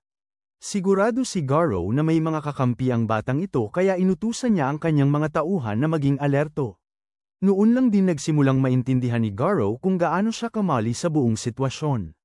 Nagpupumilit pa ring maniwala ang kanyang isipan sa nakikita ng kanyang mga mata dahil dapat ay imposible ito. Pero hindi siya makaalis sa nakakatakot na katotohanan habang sa wakas ay nagpakilala si Light. Hindi man lang naisip ni Garrow na buhay pa si Light at kalmadong binati ni Light ang kanyang dating kakampi. May banayad na ngiti sa kanyang mukha, ipinaliwanag ni Light na narito siya para maningil ng utang na may 3 taon ng interes. Nabawi ni Garrow ang kanyang sarili at napahalakhak pagkatapos pag-isipan ang sitwasyon. Si Light ay isang hamak na level 15 na tao lamang at nakakatawang isipin na may isang mahina katulad niya ang gustong gumanti laban sa isang level 150 boss katulad ni Garrow. Kahit ang pag-iisip pa lamang nito ay nagpapatawa kay Garrow at nagpapasalamat siya na ang mga tao ay napakagago. Patuloy lang sa pagtawa si Garrow pero hindi natutuwa si Light kahit kaunti. Inamin ni Garrow na hindi niya alam kung paano nakaligtas si Light pero sinabi niya na nagkamali ng malaki si Light nang ipakita niya ang mukha niya sa kanya. Ito ay dahil sigurado si Garrow na kapag tuluyan na niyang kinuha ang buhay ni Light at ibinalik ang kanyang katawan, garantisado na siyang magiging hari ng mga beast folk. Labis na nadismaya si Light sa kamangmanga ni Garrow habang nagtataka siya kung bakit hindi interesado si Garrow na marinig kung paano siya nakaligtas o kung ano ang koneksyon niya kay May. Ang normal na reaksyon ay humingi ng ilang kasagutan kaya inamin ni Garo na hindi niya talaga masabi kung gaano kalakas si Mei. Gayunpaman, bumalik ang kumpiyansa ni Garo nang sabihin niyang balewala yun dahil hindi kailanman magiging banta ang dalawang tao sa isang grupo ng mga beast folk na katulad niya at ng kanyang mga tauhan. Si Garo mismo ay nasa antas 150 at bawat isa sa kanyang mga tauhan ay higit sa antas 130. Idineklara ni Garo na walang pag-asa sina Light at Mei dahil ordinaryong tao lamang sila at ang tanging kapangyarihan ni Light ay isang walang kwentang regalo na kayang magpatawag lamang ng mga basura. Matapos pag-isipan, napagtanto ni Garo na nagkataon lang ang nangyari kay Light 3 taon na ang nakalipas at nakaligtas lang siya dahil sinagip siya ni Mei. Hindi ikinakaila ni Light ang huling katotohanan na yun dahil labis siyang nagpapasalamat sa pagtulong ni Mei sa kanya, pero may mas malalim pang kwento rito. Ayaw makinig ni Garo kaya sinabi niya kay Light na maghanda para sa kanyang tunay na pagbagsak at inutusan niya ang kanyang mga tauhan na atakihin siya. Nagmadali silang sugurin si Light para hilaitan, pero tinanggalan ni Mei ng ulo ang mga ito bago pa man sila makalapit sa kanya. Hindi pa nakakakita ang mga lalaki ng gumagalaw ng ganoon kabilis at mariing ipinahayag ni Mei na sinumang naglalakas loob magbanta babayaran ni Light sa pamamagitan ng pagkawala ng kanilang ulo. Agad namang lamambat si Mei nang purihin siya ni Light sa mahusay niyang trabaho at inutusan siyang bantayan ang labasan. Tapat pa rin si Mei gaya ng dati nang manumpa siya sa panunumpa ng katulong na walang makakatakas at nagmamadali siyang umalis. Nagsimulang magpanik ang mga tauhan ni Garo dahil hindi man lang nila nakita ang kanyang atake pero tiniyak sa kanila ni Garo na gumamit lamang siya ng murang trick. Kailangan ay patago ang atake sa paningin niya dahil imposibleng talunin sila ng isang mababang nilalang gaya ng tao. Nalungkot si Light nang marinig na hindi pa rin nagbago si Garo kahit matapos ang maraming taon, dahil iniisip pa rin niyang mas mababa ang mga tao. Nagtataka si Light kung naisip na ba niya na baka ang mga lahi ng hayop ang mas mababa pero naiinsulto lang si Garo. Mga mahihinang talunan lang ang mga tao na may maliit na mana kaya sinabi ni Garo kay Light na tingnan ang tunay na kapangyarihan at ipinakita niya ang kanyang antas.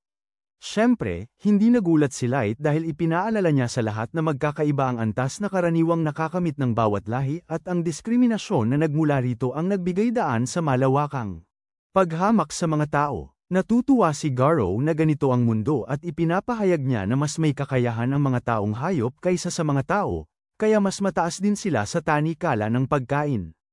Agad na itinuro ni Light na dalawa sa mas mahuhusay na tauhan ni Garo ay wala ng ulo dahil sa isang tao, ngunit inaakusahan ni Garo si Mei na gumamit ng isang uri ng mahiwagang bagay para magawa iyon. Sawa na si Garo na makitang kampante si Light at nagagalit siya sa paraan ng pagtingin sa kanya ni Light. Sabay-sabay na inatake ni Garo at ng lahat ng kanyang tauhan si Light, ngunit nakaganti si Light sa bawat isa sa kanila bago pa man siya masaktan. Ang isang atake lang na yun mula kay Light ay nag-iiwan kay Garo na naghahabol ng hininga at iniisip ni Light kung tapos na ang lobo. Ang kanyang casual na ugali ay lalo lamang nagpapagalit kay Garo at tinatawag ni Garo si Light na basurang tao. Iniisip pa rin niya na si Light ay isang talunan at ayaw niyang maliitin siya ng isang taong mas mahina sa kanya. Galit na lumalayo si Garo sa kanya at sinasabing papalisin niya ang tiwalang tingin ni Light sa kanyang mukha habang tinatakot siya. Para magawa ito, kinuha ni Garo ang isang maliit na nagliliwanag na orb mula sa kanyang bulsa at ginagamit ito para magpatawag ng mahika. Halimaw na si Fenrir. Ang pagtawag na ito ay nagiging sanhi upang ang hangin sa silid ay bumago at humanga si Light nang tuluyang lumitaw ang Fenrir ni Garo. Buong pagtitiwalang ipinahayag ni Garo na ang halimaw na ito ang kanyang sekretong sandata dahil ito ay level 500.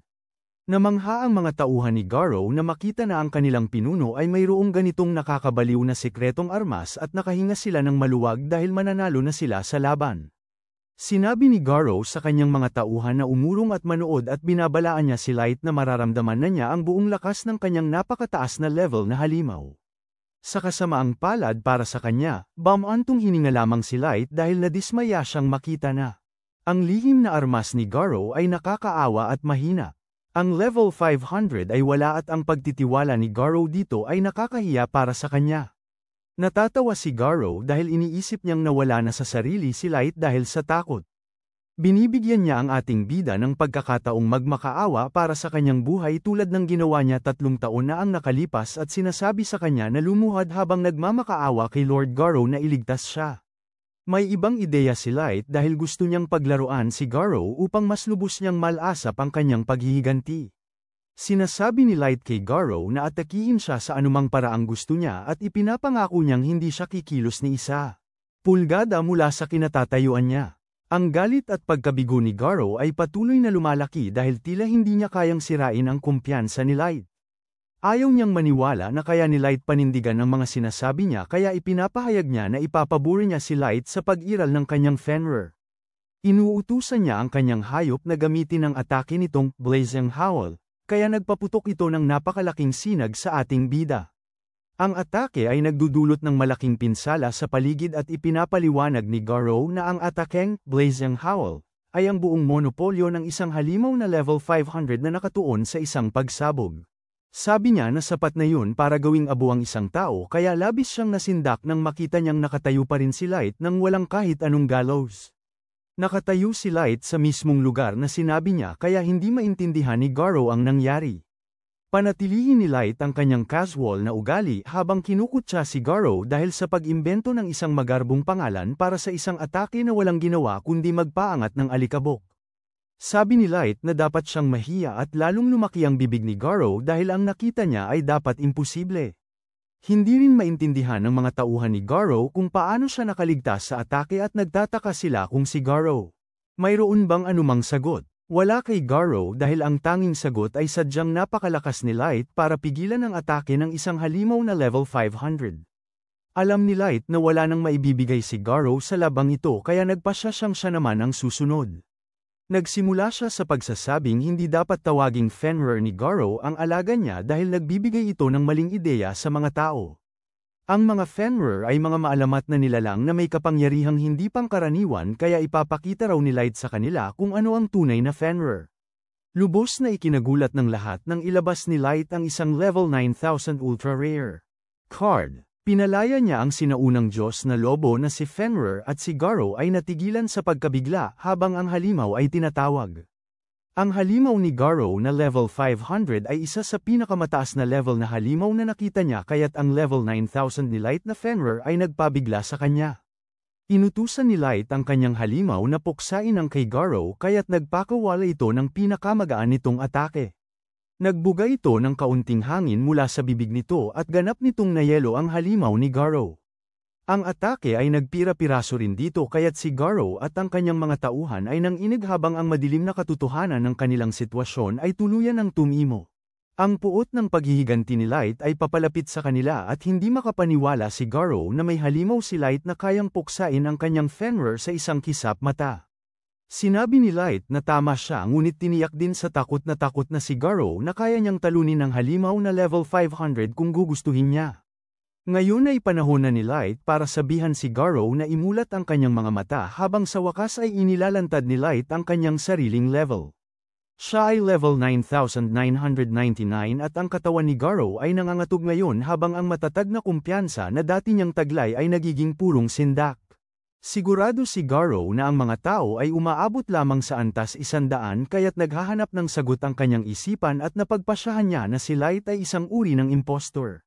Makatwiran ito sa kanya dahil kamukhang kamukha ni Light ang itsura niya 3 taon na ang nakalipas. Pareho pa rin ang kanyang mukha at katawan pero ang normal na tao ay dapat lumaki na. Habang naguguluhan si Garrow, ipinaliwanag ni Light na suot niya ang pulse ears ng kabataan na pumipigil sa kanya na tumanda. Dahil sa matinding paghihiganti, pinipilit ni Light ang kanyang katawan na manatiling gayon kaya maaari nitong ipaalala sa kanya ang lahat ng sakit, galit, at pagkasira ng loob na naramdaman niya noong araw na iyon. Hinding-hindi niya yun malilimutan at gusto rin niyang manatili itong sariwa sa kanyang isipan sa lahat ng oras. Tanggap na ni Garrow na ito ang tunay na liwanag ngunit hindi naman talaga yun mahalaga sa simula pa lang. Alam na ngayon ni Garrow na siya pala ang walang laban dahil ang liwanag ay isang ganap na nakakatakot na nilalang. Hindi pa naranasan ni Garrow ang kanyang sariling kamatayan dati ngunit ang pagtanto na malapit nang matapos ang kanyang buhay ay talagang nakakatakot. Wala na siyang malapitan kaya lubusang bumigay si Garrow at nagmamakaawa para sa kapatawaran. Humihingi siya ng tawad at sinasabing wala siyang magawa kundi sundin ang utos mula sa Federation, at sinasabi niya na hindi niya talaga gustong saktan si Light. Ang pagiging duwag ni Garou ay lumilitaw sa lahat habang sinasabi niyang kahit ngayon ay hindi niya kasalanan dahil nakisama lang siya sa planong naisip ng kanyang mga tauhan. Siyempre, itinuturo ng kanyang mga tauhan na ideya niya lahat kaya humihingi na lang ng tawad si Garou kay Light sa pagsira ng kanyang tiwala. Naghahanap siya ng kahit anong paraan para iligtas ang kanyang buhay kaya ipinapaalala niya kay Light ang lahat ng magagandang panahon nila. Sinabi ni Garou na dating silang magkaibigan at nagmamakaawa siya kay Light na iligtas siya. Bahagyang umasa ang nagmamakaawang si Garou nang ipaliwanag ni Light na may impormasyon pala siyang gustong malaman mula sa kanya. Gusto ni Light malaman ang lahat ng alam ni Garou tungkol sa mga maestro ngunit sa kasamaang palad, wala masyadong alam si Garou. Inutusan lamang ang grupo na hanapin ang isa, ngunit gusto ni Light malaman kung bakit gustong-gusto ng gobyerno na mahanap sila. Siyempre, walang ideya si Garou kaya iginiit ni Light na malaman kung bakit sinubukan pa rin ng Concord of Tribes na wakasan ang kanyang buhay kahit nalaman na nilang hindi siya isang maestro. Hindi rin alam ni Garou yun at inaamin lang niyang wala siyang alam kahit ano. Iniisip ni Light kung may alam ba ang kahit sino sa kanyang mga tauhan at sinasabi nilang lahat na may alam sila. Sa kasamaang palad para sa kanila, si May ay may kakayahang malaman kung nagsisinungaling ang mga tao kaya isa-isa niya silang pinabagsak. Ipinahayag niya na ang sinumang magtangkang linlangin ang kanyang Panginoon ay mapupunta sa kabilang buhay kaya sinabi niya kay Garou na mag-ingat sa kanyang mga salita. Napaungol si Garou sa takot nang makita niyang napuksa ang lahat ng kanyang tauhan sa isang iglap at inihayag ni Light na mayroon na lamang siyang isang tanong. Nakita ni Light kung ano ang kaya nilang gawin ni May kaya gusto niya ang opinyon ni Garou. Kung makikipagdigma sila laban sa buong mundo, sa tingin ba ni Garou ay mananalo sila?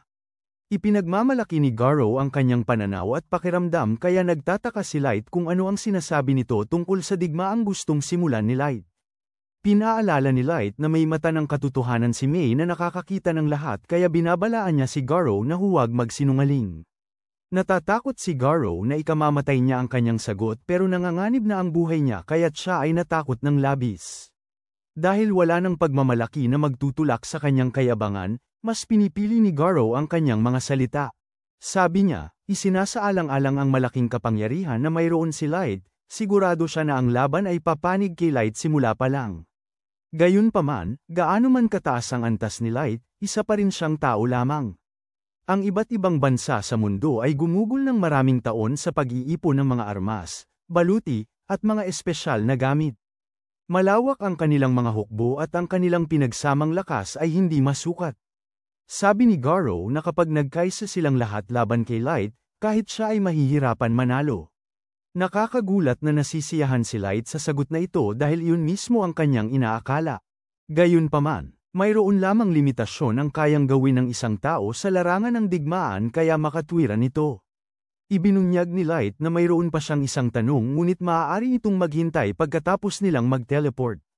Pagkatapos ay gumamit si Light ng isang teleport card upang dalhin sila pabalik sa kanyang kastilyo. Walang ideya si Garou kung nasaan sila ngunit mas gulat siya kaysa kailanman sa buong buhay niya nang makita niya ang inihanda ni Light. Dinala siya ni Light sa kanyang silid ng trono kung saan isang napakalaking hukbo ang umaabot sa walang katapusang unahan niya, naghihintay sa utos ni Light. Humakbang si Light ng isang beses at ang buong hukbo ay lumuhad sa harap ng kanilang Panginoon. Labis na nagulat si Garou sa tindi ng kapangyarihan ni Light, na halos dumurog sa natitirang katinoan niya. Umupo si Light at sinabi niya sa lahat na tumayo upang ipakita ang kanilang mga estadistika. Ang kanyang tila walang katapusang hukbo ng mga natatanging mandirigma ay sumunod agad sa kanyang utos at napuno ang silid ng maraming numero. Bawat isa sa mga mandirigma ni Light ay may kakaibang presensya, at ang kanilang mga antas ay umaabot sa libu-libo. Isang kalipunan ng mga nilalang na napakaiba sa anyo, na bawat isa ay tila mga alamat. Kaysa mga sundalo, kahit ang pinakamahina sa kanila ay lampas sa antas 1,000 habang ang ilan sa pinakamalakas ay ganap na mga nilalang na mythical na umaabot sa antas na kasing taas ng 9,000. Sa pinakatuktok ay ang mga piling mandirigma ni Light na lahat ay umaabot sa pinakamataas na antas na 9,999. Ipinaliwanag ni Light kay Garou na ito ang mga puwersang itinago niya sa nakalipas na 3 taon. Sa sandaling yun, ang ekspresyon ni Garo ay nagpapakita ng matinding kawalan ng pag-asa, ang pagtanto na nakatayo siya sa harap ng kapangyarihang higit pa sa kayang abutin ng kanyang isipan. Handa na sanang tanungin muli ni Light si Garo tungkol sa kanyang pagkakataong manalo sa isang digmaan laban sa buong mundo. Ngunit nakita na ni Light sa mukha ni Garo ang gusto niyang malaman. Binati ni Light si Garo dahil nakuha nito ang gantimpalang magdusa sa sakit at kawalan ng pag-asa na mas malala pa sa anumang kanyang naiisip. Ang takot ni Garo ay sumipsip ng lahat ng buhay sa kanyang katawan nang mapagtanto niya na siya at ang iba pa ang may kasalanan sa pagluwal sa napakasamang nilalang na si Light. Kaya ni Light wakasan ang mundo sa isang iglap at lahat ng hindi panig sa kanya ay hinatulan. Ang kanyang isipan ay nagkapira-piraso matapos masaksihan kung ano talaga ang hindi maarak na kapangyarihan at ang kaya na lamang niyang gawin ay tawagin si Light na Panginoon ng pagkasira. Halos hindi na makapagsalita si Garo habang hirap na hirap siyang ibulalas ang mga salita at nagawa pa rin niyang itanong kay Light kung sinusubukan niyang maging isang Diyos. Inamin ni Light na gusto niya ang tunog noon lalo na't tugma ito sa kanyang mga layunin. May isang nagtatago ng katotohanan sa kanya at hindi niya alam kung ano ang kanilang mga intensyon. Kung ginagawa nila ito para sa matuwid na dahilan, kung gayon, tatahakin ni Light ang landas tungo sa pagiging isang altruista sa Diyos. Ngunit kung ginagawa nila ito para sa masasamang layunin, ipinapahayag ni Light na kailangan niyang tahakin ang landas ng isang makademonyong pinuno. Ang kapangyarihan na nagpapahintulot sa kanya na gawin ang lahat ng ito ay nagmumula sa kanyang nag-iisang kakayahan. Sa pamamagitan nito, maaaring magbigay si Light ng mga biyaya at swerte o kaya'y humugat mula sa lahat ng paghihirap. Ang mundo ay may pagkakataong patunayan kung alin ang nararapat dito sa pamamagitan lamang ng pagbubunyag ng katotohanang itinatago nito. Ang plano ni Light para sa hinaharap ay nailunsad na kaya't ipinapahayag niya sa kanyang hukbo na oras na upang simulan ang kanilang pagmarcha mula sa kailaliman patungo sa ibabaw. Mula sa dilim tungo sa liwanag. Ilang sandali pa, nagpasya si Light na umuwi sa wakas para ipakita sa kanyang pamilya kung gaano siya katagumpay. Gayunpaman, natakot siya nang dumating siya at natuklasan na ang kanyang bahay ay ganap na nawasak. Matinding takot ang bumalat sa kanyang buong katawan nang mapagtanto niya na ang kanyang bayan ay winasak ng isang hindi kilalang puwersa noong mga taon na wala siya. Pagkalipas ng 6 na buwan, bahagyang gamaan ang pakiramdam ni Light dahil hindi pa natatagpuan ang mga labi ng kanyang pamilya. Maaaring buhay pa sila at ito ang huling pag-asa na kanyang pinanghahawakan. Gusto ng mandirigma ni Light na nagngangalang Gold na hanapan siya ng matutuluyan kaya kailangan siyang paalalahanan ni Nemo na maging mas mabait dahil nagdadalamhati si Light. Nagsimula silang magtalo dahil gusto ni Gold na manatili sa isang hotel pero sasama ang Ninja Girl kay Light kahit saan. Ang kanilang pagtatalo ay mabilis na nauwi sa isang walang muwang na pagtatalo tungkol sa kung sino ang mas tapat kay Light at kung sino ang makakatiis sa pinakamasamang kapaligiran para sa kanilang Panginoon. Sinabi ni Light na maaari nilang alalahanin ang tungkol sa matutuluyan sa ibang pagkakataon dahil sa ngayon kailangan nilang kumuha ng impormasyon tungkol sa digmaang sisimulan nila. Ang kanilang layunin ngayon ay malaman ang lakas militar ng bawat bansa sa mundo. Hindi sigurado si Light, ngunit naniniwala siya na ang pagkawasak ng kanyang bayan ay may kinalaman sa paratang na isa siyang maestro. Napuno ng galit si Light dahil nagtataka siya kung bakit ang mga maestro ay masyadong mahalaga na maaaring humantong sa labis na pagdanak ng dugo. Ipinahayag niya na kung ang mundo ay mapupuno ng kasamaan ng kuliglig, wala siyang magagawa kundi sunugin ang lahat sa abo. Ang kapangyarihang dumadaloy sa kanya kapag siya ay galit na galit ay nagdudulot ng takot sa kanyang mga kaalyado at iminungkahi nila na subukan niyang kontrolin ang kanyang sarili kapag siya ay nasa publiko.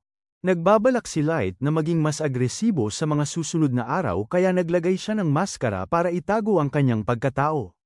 Sinabi niya sa iba na huwag siyang tawaging Light habang nasa ibabaw dahil dito gusto niyang tawaging Dark. Pipigilan ng bagong pangalan ang mga nasakop na tribo na malaman ang tungkol sa kanya at nagpasya siyang irehistro si Dark bilang isang adventurer at itaas ang kanyang ranggo sa pamamagitan ng paggawa ng mga quest. Ang pagkuha ng impormasyon ang pinakamahalaga sa ngayon at ang pagkakaroon ng mas mataas na ranggo ay nangangahulugan na makakapagtanong siya sa mga mas mataas na antas na tao. Sa kanilang paglalakbay, nakatagpo nila ang isang pamilyang ninanakawan. Nawala ang pagtatago nila Gold nang magpakilala siya, pero madali lang silang natalo ang mga bandido. Ipinasakay sila ng pamilya papuntang Draga City at ipinaliwanag nila na perpekto ang mga piitan doon para sa naghahanap ng mapapalakas. Mataas ang kalidad ng piitan doon kaya maraming adventurer ang naaakit. Sinabi ni Light na may mga baguhang adventurer doon pero pagkatapos nilang maghiwalay, nagtataka ang babae kung normal ba sa mga baguhan ang kasing lakas nila. Unang beses pa lang ni Gold at Nima sa ibabaw kaya namamangha sila sa dami ng tindahan ng armas at baluti. Dahil ito ay lungsod para sa mga adventurer at dalubhasa ang kaharian ng dwarf sa paggawa ng bakal. Sinasabi na karamihan sa mga naghahangad maging adventurer dito ay mga tao, at patunay ito dahil ang guild ay puno ng tao. Tila takot sila sa ibang lahi, na nagpapakita na hindi maganda ang pagtrato sa mga tao dito tulad sa ibang lugar. Maya-maya pa, galit na galit si Nima matapos bigyan ng kanyang master na si Dark ng ranggong F sa kasamaang palad. Panuntunan ito para sa lahat na magsimula sa ganoon, ngunit ayaw tanggapin ni Nima. Sabi niya na ang kanyang master na si Dark ang pinakamakapangyarihang tao sa kasaysayan at sinasabing ang kanyang ranggo ay dapat SEX para sa Super Extra. Tinanggap naman ng mapagpakumbabang si Light ang ranggong iyon at matagumpay siyang nagparehistro. Ang lalaking nailigtas niya kanina ay nagngangalang koronel at lumalabas na siya ang may-ari ng bahay tuluyan. Inupahan ni Light ang buong pinakataas na palapag sa loob ng isang buwan at sinabing walang dapat pumasok doon habang sila'y naroroon. Tumanggi ang koronel na tumanggap ng bayad matapos siyang iligtas ni Light, ngunit iginiit ni Light na magbayad. Pagkatapos noon, gumamit si Light ng mga card na makakadetekta upang siguraduhin walang bagay na maaaring manaktik sa kanilang mga silid. May iniisip si Nima sa buong panahong ito kaya't sinabi niya na maaaring masaktan si Light sa napakalaki niyang layunin. Madali lang sana para sa kanya na manatili sa kanyang kastilyo at utusan ang kanyang mga mandirigma na isagawa ang kanyang mga utos.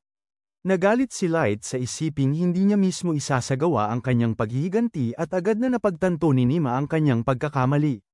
Dahil sa matinding uhaw ni Light sa paghihiganti, umuga ang buong gusali at labis na humingi ng tawad si Nima. Hinangaan ni Gold kung paano gustong harapin ni Light ito mismo at kinilala ni Light na nag-aalala lang si Nima sa kanyang kaligtasan. Humingi ng tawad si Light dahil hinayaan niyang manaig ang kanyang galit ngunit nagpakita si Nima ng kanyang pagsisisi. Sa pamamagitan ng paghalik sa kanyang paa. Maraming pinuno sa mundong ito ang nagpipilit sa kanilang mga tagasunod na gawin ito pero ayaw ni Light nito. Nakakahiya masyado sa paningin niya pero sabi ni Gold parang gusto niya ito. Kinabukasan napansin ni Light kung gaano kasigla ang mga tindahan na nagpapakita na talagang maganda ang piitan gaya ng sabi-sabi. Namamangha ang mga tao sa baluti ni Gold pero napansin din nila ang maskara ni Light at iniisip ni Light kung masyado ba siyang kapansin-pansin dahil dito. May napakahabang pila para makapasok sa piitan pero napansin ni Gold na walang mga duwende. May katwiran naman ito dahil kasalukuyang nag-aaway ang mga duwende at unano kung sino ang ay nag-angkin papunta sa piitan. Medyo naiilang si Light sa lapit ni Nima sa kanya pero sabi niya ito raw ang paraan niya para protektahan siya. Maya-maya napansin nila ang tatlong misteryosong tao na nakasuot ng hood habang sumisingit sa pila. Gayunpaman, ang taong nasa unahan ay may kakaibang tikas sa katawan sa kabila ng malaki at halatang mabigat na sandata na dala niya. Natatakot ang ibang adventurer na magsalita pero hindi si Light at pinaalala niya sa estranghero na bawal ang sumingit sa pila. Galit na galit ang lalaki dahil hindi niya maisip na hindi siya kilala ni Light pero hindi nga siya kilala ni Light. Pag-aalaga at naninindigan sa sinabi niya. Sumasali ang mga mandirigmang ito na may kasamang ilang panlalait habang iniisip ni Nima kung masyadong bobo ang mga lalaking ito para malaman kung paano gumagana ang mga pila at ito ay nagpapagalit talaga sa lalaki. Tumanggi siyang kausapin ng ganoon ng ilang nakakadiring mga tao pero pinapaalalahanan siya ng kanyang alipin na pigilan ang sarili para hindi sila maging sanhi ng gulo. Halata na napakalakas ng lalaking ito dahil pinapaalalahanan siya ng kanyang alipin na sobra-sobra na kung gagamitin niya ang kanyang espada. Nagpasya silang pumunta na lang sa likod ng pila kaya sinasabi ng lahat ng adventurer sa paligid kay Light kung gaano yun kagaling. Ang kabilang grupo ay humihingi ng tawad dahil hindi sila nagsalita dahil sa takot na makasakit o makapagpasimula ng away at nagpapasalamat sila na naroon si Light. Hindi nila maiwasang magtaka kung ang baluti ni Gold ay gawa sa tunay na ginto pero binigyan sila ni Nima ng realidad nang sabihin niyang peke yun. Ang ginto ay masyadong malambot para gamitin sa baluti kaya humingi ng paumanhin ang mga adventurer sa kanilang walang kwentang tanong. Ginagamit ni Gold ang kulay na ito bilang simbolo ng kanyang dedikasyon sa pagiging isang kabalyero. Nahahalata ng mga adventurer na ngayon lang sila nakarating sa piitan dahil hindi sila lubusang nakapaghanda. Ang mga unang palapag ay napakalaki kaya maraming tao ang nagkakampo sa loob ng mga araw ngunit walang kagamitan sa pagkakampo ang grupo ni Light. Napagtanto ni Light na nasanay na silang dalhin ang lahat sa kanyang kahon ng gamit kaya nagtataka si Nima kung dapat ba silang magdala ng ilang peking bagahe para magmukhang normal. Maya-maya, sila na ang papasok sa piitan, dungeon, at namangha si Light sa pagiging kakaiba ng mga piitan. Sila'y lubhang mahiwaga at ang pag-alam sa tunay nilang layunin ay mangangailangan ng malalim na pagsusuri sa pinakapusod ng piitan. Marahil imposibleng malaman ang lahat tungkol sa kanila at sigurado si Light na kahit si Ellie ay hindi rin magagawa yon. Ang mga piitan ay puno ng mana na lumalakas habang bumababa sila at ang kapangyarihang iyon ay nagluluwal ng iba't ibang mga halimaw at bitag. Walang katapusan ang mga posibilidad at ang mga piitan ay maaaring maging parang sariling mundo. Ang piitang ito ay napakaganda at hindi nararamdaman ni Gold na may tao sa malapit kaya sinabi niya kay Light na maaari siyang gumamit ng ilan sa kanyang mga baraha. Gumamit si Light ng ilang baraha na nagtatago sa kanilang presensya at nagpapalipad sa kanila para madali nilang malagpasan ang piitan. Hindi humuhupa ang pagkamangha ni Light kay Nima sa kanyang mga kakayahan dahil mayroon din siyang baraha na tinatawag na clairvoyance na nagpapakita sa kanya ng pinakamabilis na ruta patungo sa susunod na palapag. Lahat ng kanyang mga kakayahan ay nagpapadali at nakakabagot minsan ngunit nakakatipid ito sa kanya ng marami ng oras. Samantala, galit pa rin ang lalaki kanina dahil sa pagmamaliit sa kanya at ipinapalabas niya ang kanyang galit sa pamamagitan ng paggamit ng kanyang malaking espada upang talunin ang ilang orc. Sabi niya na siya ang pinakabata at pinakamagaling na mandirigma sa mga puting kabalyero ng kaharian ng elf at tinatawag niya ang kanyang sarili na isang henyo. Ang pangalan niya ay Kado at idineklara niya na siya ay isang maalamat na bayani na nag-isang nagpabagsak sa isang maestro. Pinaalalahanan siya ng kanyang lingkod na si Yannick na ang kanilang layunin ay talunin ang mga troll sa mas mababang palapag ngunit ikinagalit ito ni Kado. Ipinaliwanag niya na ininsulto siya ng mga orc na ito sa pamamagitan ng paghamon sa kanya at walang sinuman ang pinapayagang gumawa. Dahil literal siyang nagmula sa isang maestro. Sisisihin niya ang kanyang mababang antas dahil iniisip ng mga tao na kaya nila siyang hominin pero hindi iniisip ni Yannick na mababa ang antas na 1500. Lampas na siya sa tipikal na pinakamataas na antas para sa mga duwende pero hindi ito matanggap ni Kado dahil sa kanyang galit at ego. Ipinapahayag ni Kado na magiging mas malakas siya upang makapagdulot ng parusa sa mga hindi gumagalang sa kanya. Pareho ang nararamdaman ni Yannick dahil pareho silang ipinatapon. Pinalaya si Yannick dahil sa kanyang ipinagbabawal na pananaliksik pero nangangako siyang gagamitin niya ang pananaliksik na yun para sa ikabubuti ni Kado. Sa kaibuturan niya, alam ni Kado na hindi niya mapagkakatiwalaan si Inak kaya plano niyang alisin ito pagkatapos siyang tulungan na umangat ang antas. Sa ibang lugar, natapos ni Light at ng kanyang grupo ang pagpuksa sa ilang higanteng troll. Kailangan na lang nilang magbigay ng ebidensya na nakarating sila sa ikatlong palapag para makapag-rank up siya kaya kumuha sila ng mga hiyas mula sa mga halimaw at tinapos na nila ang araw. Sa kanilang pagbalik, napansin nila na nakikipaglaban ang grupo kanina. Nagtutulungan ang mga lalaking ito para talunin ang ilang goblin at nagulat sila nang biglang sumulpot ang grupo ni Light. Iniligtas sila ni Light mula sa pag-atake ng isang mapanganib na ahas at pinaalalahanan niya sila na, bagamat mahusay sila sa labanan, hindi nila dapat pabayaan ang kanilang bantay. Nagpapakita silang lahat ng kanilang pasasalamat ngunit ang ating mga bayani ay nagiging seryoso habang natatanto nila na may parating. May lumilitaw na nakakatakot na mga lobo mula sa kakahuyan ngunit hindi sila dapat narito sa lugar na ito. Ang mga halimaw na ganito kalakas ay dapat nasa kailaliman lamang ng kagubatan kaya naiisip ng grupo ng mga bata na dapat silang tumakbo. Ipinaliwanag ni Light na ang mga lobo ay hindi ang tunay na problema at ang grupo ay natigilan nang lampasan sila ng mga lobo. Natakot ang mga bata habang mabilis na lumalapit ang tunay na panganib at lumalabas na isa itong higanteng halimaw na mantis. Labis na natakot ang mga bata dahil sinasabing ang halimaw na ito ay napuksa na 10 taon na ang nakalipas. Sinabi ng kanilang pinuno kay Light na kailangan lang nila ng tulong para mawalan ito ng balanse para makatakbo sila pero may ibang ideya si Light. Sabi niya na gusto lang naman nilang tumakas kaya pwedeng ang grupo na lang ni Light ang manghuli sa halimaw. Hindi natatakot ang mga mandirigma ni Light sa halimaw at tinitignan lang nila ito. Mukhang nasa level 500 ito at napagdesisyonan nilang hindi ito magiging mahirap. Sigurado ang mga bata na ang pakikipaglaban dito ay parang pagsasakripisyo ng buhay nila. Pero tiniyak ni Light sa kanila na magiging maayos sila. Ipinahayag ni Nemo na oras na para durugin ang bug ngunit si Gold ang unang kumilos. Nagpakawala siya ng sunod-sunod na atake pero nadismaya siya nang kayang tanggapin lahat ng mantes nang walang kahit isang gallows. Gusto naman ni Light na subukan ito kaya gumamit siya ng card ng pana ng apoy pero binalik lang ito sa kanila ng halimaw. Natakot ang batang grupo dahil nangangamba sila na baka matapos na ang buhay nila kaya inutusan ng kanilang leader ang kanilang mage na suportahan ang team ni Light. Tila natakot siya noong una pero lumalabas na namamanghalang pala siya kay Light. Nagawa niyang bumigkas ng isang spell na panglaban ng walang anumang dasal o salita at hindi niya maintindihan kung bakit hindi nagpapanik ang iba matapos makita yon. Sabi ng leader na wala silang oras para humanga dahil kailangan nilang tulungan ang grupo ni Light pero tumawa lang si Gold dito. Sinabi niya sa mga bata na manood at matuto dahil ipapakita niya sa kanila kung paano gamitin ng isang kabalyero ang kanyang sandata sa larangan ng digmaan. Sigurado si Gold na iniisip nila kung ano ang iniisip ng iba. Karaniwan, ang kalasag ay ginagamit para sa depensa at ang espada ay ginagamit para sa opensa. Gayunpaman, sinabi ni Gold na hindi ito palaging totoo. Ipinahayag niya na ang kailangan lang ay isang saktong kontra para gawing isang malakas na sandata ang isang pananggalang at ginamit niya ang kanyang pananggalang para durugin ang malakas na kuko ng halimaw.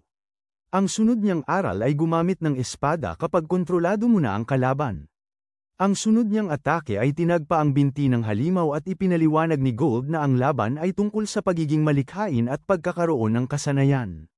Napagtanto ng mga bata na hindi lang pala puro salita ang lalaking ito at ipinahayag ni Light na siya na ang susunod. Ginamit niya muli ang kanyang panangkit na apoy pero sa pagkakataong ito ay binago niya ang daan nito para hindi ito maharangan ng mantis. Ginagawa ito ni Light na may mas marami pang pana at bumabagsak ang apoy sa halimaw. Sobrang nagugulat ang batang mage pagkatapos makita ito dahil parang kayang kontrolin ni Light ang 30 pana ng sabay-sabay. Nandoroon pa rin ang mga pana sa katawan nito kaya pinagsasama-sama ni Light ang mga ito para maputol ang isa pang braso ng halimaw. Sinasabi niya na oras na para tapusin ang laban na ito pero tumatakbo ang mantes para iligtas ang kawawa nitong buhay. Kinikilala ni Light na matalino itong gawin yun pero huli na ang lahat. Sumagu pa ang halimaw sa maling tao kaya ginagamit ni Light ang kanyang firewall card para lumikha ng napakalaking pader ng apoy. Walang paraan para makatakas ang halimaw at hindi pa rin makapaniwala ang batang salamangkera dahil nagkakas na ngayon si Light ng mga spell na pangtaktikal na klase ng walang dasal. Hindi pa siya nakita ng mga kaibigan niya ng ganito pero hindi niya mapigilan ang sarili niya dahil nakakabaliw ang mga ginagawa ni Light. Lumilipad ang mantis sa ere sa pag-asang makatakas pero nasa buntot na nito si Nemo. Sinabi niya sa halimaw na magpasalamat ito dahil napansin pa rin ito ng kanyang amo nang matagal pero hiniwa niya ang halimaw sa maliliit na piraso. Kinutya siya ni Gold sa atake dahil kahit napakalakas nito, gumawa rin siya ng kalat. Ng lahat ng kapaki-pakinabang na parte ng halimaw. Mabilis na napagtanto ni Nemo ang kanyang pagkakamali dahil hindi na nila maibebenta ang anumang bahagi nito. Ang tatlo ay nagkukunwaring normal sa paningin ng bata ngunit ang kanilang lakas ay hindi may kakaila. Mabilis nilang ginapi ang isang maalamat na halimaw kaya nagtataka ang mga bata kung sino sila. Maya-maya, isa sa mga batang ito ang nagpahayag na sila'y nagwagi ng malaki. Sinamsam nila ang mantis kaya natagpuan ng bata ang mahiwagang hiyas at sinabi ni Gold sa lahat na maswerte sila dahil hindi hiniwan ni Nemo ito sa milyon-milyong piraso. Nakahinga ng maluwag si Light dahil tiyak na makakatulong ang mahiwagang hiyas na ito para umangat siya sa ranggo sa guild ngunit gusto lang malaman ng bata kung mayroong isang uri ng sikat na handaan. Nagtataka siya kung sila ba ay B rank, A rank, o kahit S rank at gulat na gulat siya nang ihayag ni Light na silang lahat ay F rank talaga. Ang batang babaeng mage ay ginamit ang kanyang sarili sa pamamagitan ng paggamit ng isang salamangka ng tubig at sinabi sa iba na maaari nila itong gamitin upang maghugas ng kanilang mga kamay. Pagkatapos maglinis, nagpasalamat si Light sa kanila sa pagtulong sa kanya na maging malinis ang kanyang mga kamay, ngunit mas nagpapasalamat ang mga bata sa pagliligtas ng team ni Light sa kanilang buhay. Bilang kapalit, nag-alok ang mga batang adventurer na magbahagi ng kampo para sa gabi, ngunit ayaw ni Light na maging pabigat sa kanila. Itinuro ng pinuno na malapit nang lumubog ang araw at ang lugar na ito ay nagiging mas mapanganib sa gabi. Bukod pa roon, itinuturo niya na gustong-gusto ng kanyang nakababatang kapatid na makipag-usap kay Light tungkol sa mahika. Tinanggap ni Light ang alok, kaya noong gabing yun, lahat sila ay nasiyahan sa masarap na pagkain. Natuwa ang batang babaeng mage nang marinig niyang parehong mage ang mga magulang ni Light dahil nakatulong ito para ipaliwanag kung bakit napakatalentado ni Light. Maya ang pangalan ng babae at pinuri rin ni Light ang kanyang mahika. Siyempre, itinuro ni Maya na hindi siya makapagpalabas ng mga spell nang walang boses tulad ni Light, kaya hindi sila magkapantay. Nagalit siya nang hindi alam ng kanyang kuya kung gaano kahanga-hanga yun, kaya binigyan niya ito ng isang maliit na aral. Nagsisimula si Maya sa pagsasabi na ang kahanga-hanga ay halos hindi sapat para ilarawan kung gaano kagaling ang ginawa ni Light. Pagkatapos, ipinapaliwanag niya na may 3 uri ng spell sa mahika. Ang mga combat class spell, tulad ng Fire Arrow at Ice Sword, ay ginawa para gamitin laban sa isang target. Ang mga tactical class spell, tulad ng Firewall, ay ginawa para makaapekto sa mas malawak na lugar. Ang huli ay ang mga strategical class spell na sadyang napakalakas para magkaroon ng pandaigdigang epekto, tulad ng mga tsunami, lindol, at meteorite. Iba ito sa ibang kategorya dahil kailangan nila ng isang buong grupo ng mga mage, nagtitipo ng mana, at binibigkas ang isang orasayon para magawa ito. Para sa mga Dragon Out, Elves, Dark Elves, at Demon King, madaling mag-cast ng mga advanced na spell. Dapat imposible para sa mga tao, pero nakakagawa si Light ng isa kahit hindi pa nakakakita ng orasayon. Hindi pa ito naririnig at gustong ipagdiinan ni Maya kung gaano ito katanyag. Hindi gaanong naiintindihan ng leader ang lahat ng tungkol sa mga bagay na mahika, pero ang napapansin niya ay mukhang mabait na tao si Light. Bukod pa riyan, sinasabi niya sa kapatid niya na maganda rin ang mahika nito dahil nakakuha siya ng rekomendasyon para sa Mag-E-Craft Academy. Ang academy ay nasa isang lugar na tinatawag na Duchy, na isang bansang binuo ng lahat ng mga lahi. Ang Mag-E-Craft Academy doon ay ang pinakaprestihiyoso sa buong mundo, kaya sigurado si Gold na malapit nang mapabilib ni Maya ang kanyang sarili. Sa kasamaang palad, ipinaliwanag ni Elio na nawala na ang kanilang mga magulang matagal na, kaya hindi siya nakapunta sa academy. Iyon ang dahilan kung bakit binuo nila ang kanilang grupo kasama ang kanilang matalik na kaibigan para kumita ng sapat na pera para makakuha ng sa pamamagitan ni maayos ang naging takbo ng mga bagay hanggang ngayon, kaya ang bagong layunin ni Elio ay kumita ng sapat na pera sa pakikipagsapalaran para mapag-aral si Maya sa akademya. Gayun din ang hangarin ng kanilang mga kaibigan at labis na ikinagagalak ni Maya na napapaligiran siya ng mabubuting tao. Ang kanilang pagiging malapit sa isa't isa ay nagpapaalala kay Light sa kanyang nakababatang kapatid na babae at tiniyak ni Light sa kanila na makakamit nila ang kanilang layunin. Nagtataka si Elio kung bakit nakikipagsapalaran si Light, ngunit syempre hindi niya maaaring sabihin sa kanila ang buong katotohanan. Sinabi ng ating mga bayani sa kanila na nawalan ng buhay ang mga magulang ni Light sa isang sunog sa bahay at nag-iwan din ito kay Light ng malalang paso sa kanyang mukha. Kaya siya palaging nakasuot ng maskara at kaya siya naglalakbay para maghanap ng gayuma na makapagpapagaling sa kanya. Tungkol naman sa kanyang mga mandirigma, sabi nila ay binabayaran nila ang utang na loob nila sa mga magulang ni Light. Isang malungkot na kwento, pero isa sa mga bata ang gustong malaman kung palihim bang nagliligawan sina Gold at Nima. Hindi ito totoo dahil sinasabi ni Gold na hindi kayang pantayan ni Nima ang kanyang gold at shine, at sinasabi naman ni Nima na ang puso niya ay para kay Light. Sa ibang lugar, natapos ni Kaido ang pagtalo sa mga higanteng troll na hinahanap niya. Hindi mo man siya batiin sa kanyang nagawang trabaho, galit pa rin si Kaido. Ipinaliwanag niya na ang kanyang Mar-Ingle na espada ay isang maalamat na sandata ng karangalan, hindi isang gamit ng karaniwang magkakatay para sa pagkatay ng mga mumurahing halimaw. Ayaw ni Kaido na gawin ang ganitong uri ng mababang gawain, Ngunit ipinaalala ni Yannick sa kanya na ang pagkuha ng mga sample na ito ay mahalaga para sa kanyang pananaliksik. Gusto ni Kado na patuloy na lumakas at sinusubukang hanapan ni Yannick ng paraan ng kanyang pananaliksik para malagpasan ang mga limitasyon sa paglago na ipinataw sa bawat lahi. Marami na silang nalipol na mga halimaw hanggang sa puntong ito, ngunit sinabi ni Yannick na ang susunod na hakbang ay ang tipunin ng pangunahing material para sa kanyang eksperimento at iyon ay mga tao. Ito ang talagang nagpapasigla kay Kado at sinabi niyang oras na para magsimula ang pangangaso. Kinabukasan, sobrang nagpapasalamat ang receptionist ng guild dahil nagdala si Light ng isa na namang malaking huling hiyas sa guild. Sobrang halaga nila at pinag-uusapan ng lahat sa guild ang grupo ni Light. Muling sinabi ni Nima na nararapat lang na maging SEX rank si Light pero handa na si Light na bayaran. Gusto ng receptionist na siguraduhing masaya ang kanyang pinakamahalagang adventurer kaya nag-alok siyang bigyan sila ng pagkain habang naghihintay. Inalok pa niya itong gawing kumpletong handaan pero hindi interesado si Light. Pagkatapos, pinag-uusapan ng mga mandirigma ni Light kung paano lubusang nagbago ang ugali ng resepsyonista matapos niyang mapagtanto kung gaano kahalaga si Light.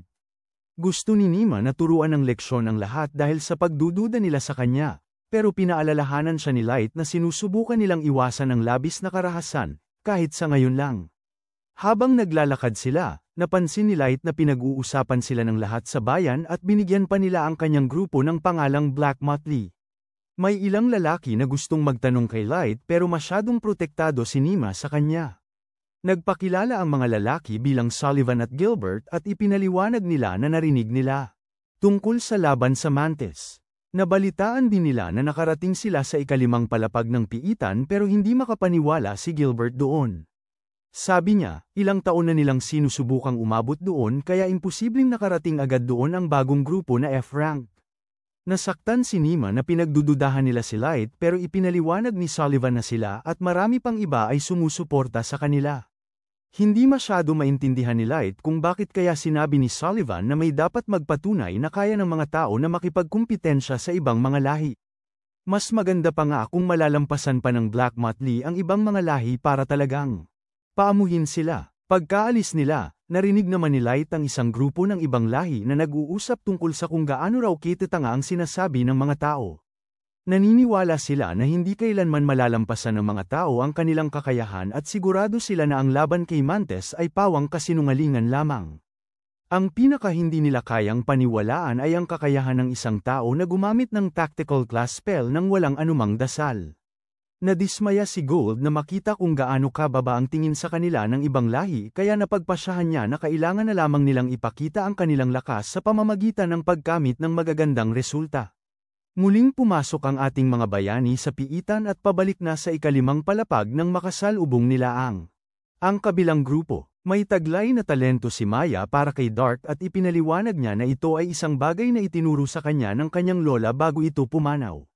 Gustong-gusto ni Maya na gumawa ng isang espesyal na bagay kaya isiniwalat niya na ito ay pamahid para sa mga paso. Hindi nito aalisin ang mga peklat ngunit umaasa siya na makakatulong man lang ito sa kanya sa sakit kahit kaunti. Natatakot siya na baka hindi niya ito gustuhin ngunit talagang nagulat lang siya sa kanyang kabaitan at tinanggap niya ang regalo. Ibinunyag ni Elio na ilang araw siyang nag-isip kung ano ang perpektong regalo ngunit ikinahiya lang ito ng kanyang kapatid na babae. May iniisip din si Light at ngayon lang siya nakapagdesisyon na nararapat sa kanya. Maya siya ay binigyan ng pabor pero hindi komportable si Maya na tumanggap ng isang bagay na ganoon kabuti. Nagpumilit si Light at ipinaliwanag na ang regalo niya kay Light ay talagang nakaantig sa puso niya. Pinuri ng lahat ang kanyang magandang panlasa at nangako si Maya na iingatan niya ito habang buhay. Nang gabing yun, nag-aalala si Nemo kung tama bang ibigay ni Light kay Maya ang regalong yun. Lumalabas na hindi ito ordinaryong regalo dahil ang Pulse Heiress na ibinigay ni Light sa kanya ay talagang dobleng sobrang bihirang bagay. Ito ay tinatawag na wish bracelet at hindi iniisip ni Nemo na ang isang bagay na ganoon kahalaga ay dapat na naibigay na kapalit ng gawang bahay na pamahid. Baliwalang sinabi ni Light na sa tingin niya ay maganda ang napagkasunduan at sumang-ayon si Gold. Ang Pulse Heiress na yun ay isang bagay na kayang magdulot ng maliliit na himala kung taimtim na iisipin ito at halos hindi ito kayang tumbasan ng kahit ano.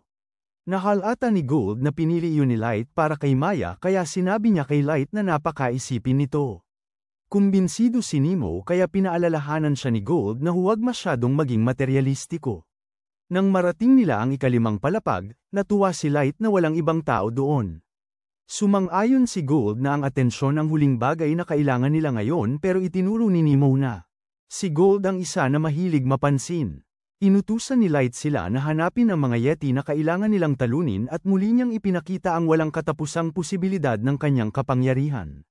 Gumamit siya ng isa pang card at ito'y nagdala sa kanya mula sa piitan pabalik sa kanyang kastilyo.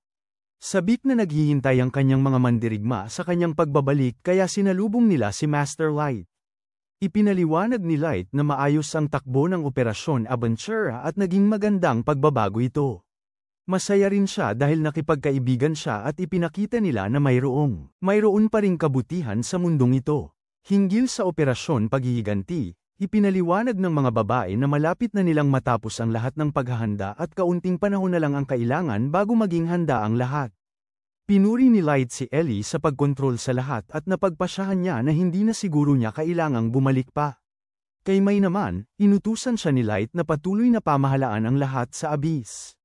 Patuloy na magmamanman si Ayuki sa sinaunang gubat at sabik na marinig ni Nizuna kung ano ang kanyang mga utos para sa kanya.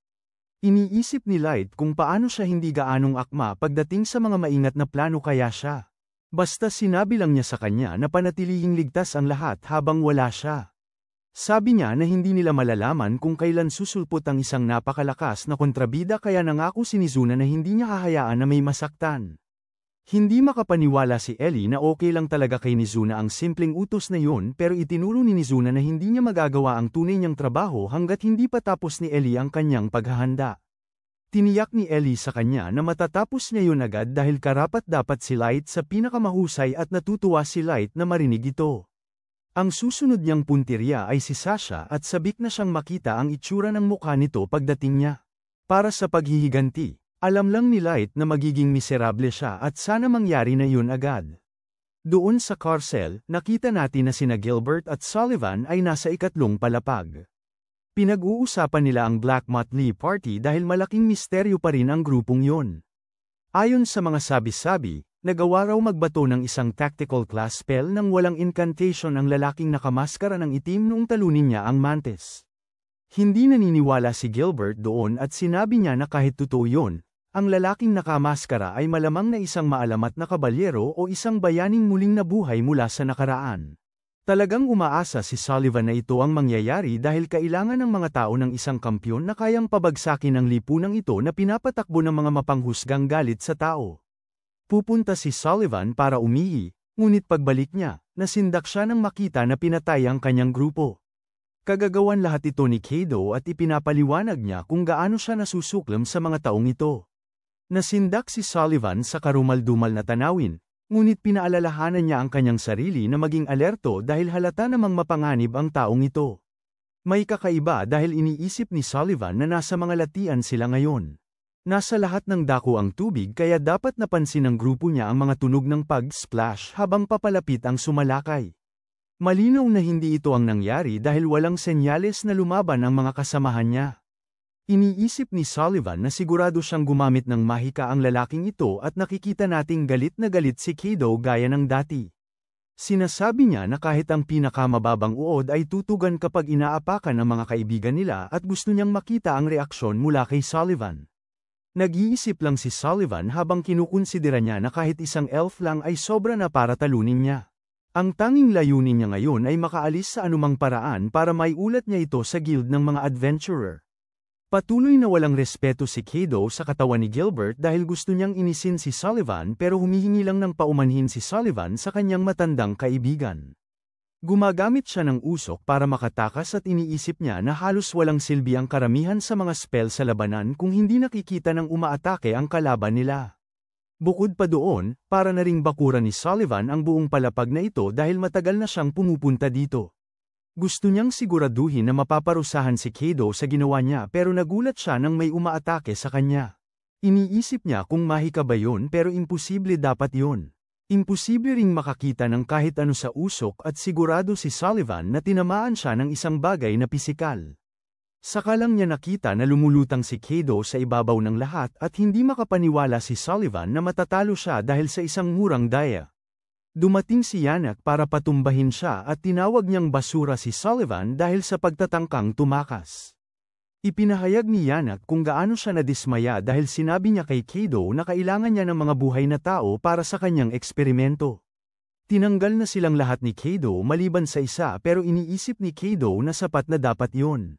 Sa kasamaang palad, hindi ito tulad ng sinasabi ni Yannick na ang matatagumpay na eksperimento ay nabubuo lamang mula sa paulit-ulit na pagkabigo. Sumasang-ayon si Kado na mas mag-iingat mula ngayon, ngunit sinasabi niya na kung may kahit sinong hamak na tao ang gumawa ng anumang bagay na makakagulo sa kanya, hindi siya magpipigil.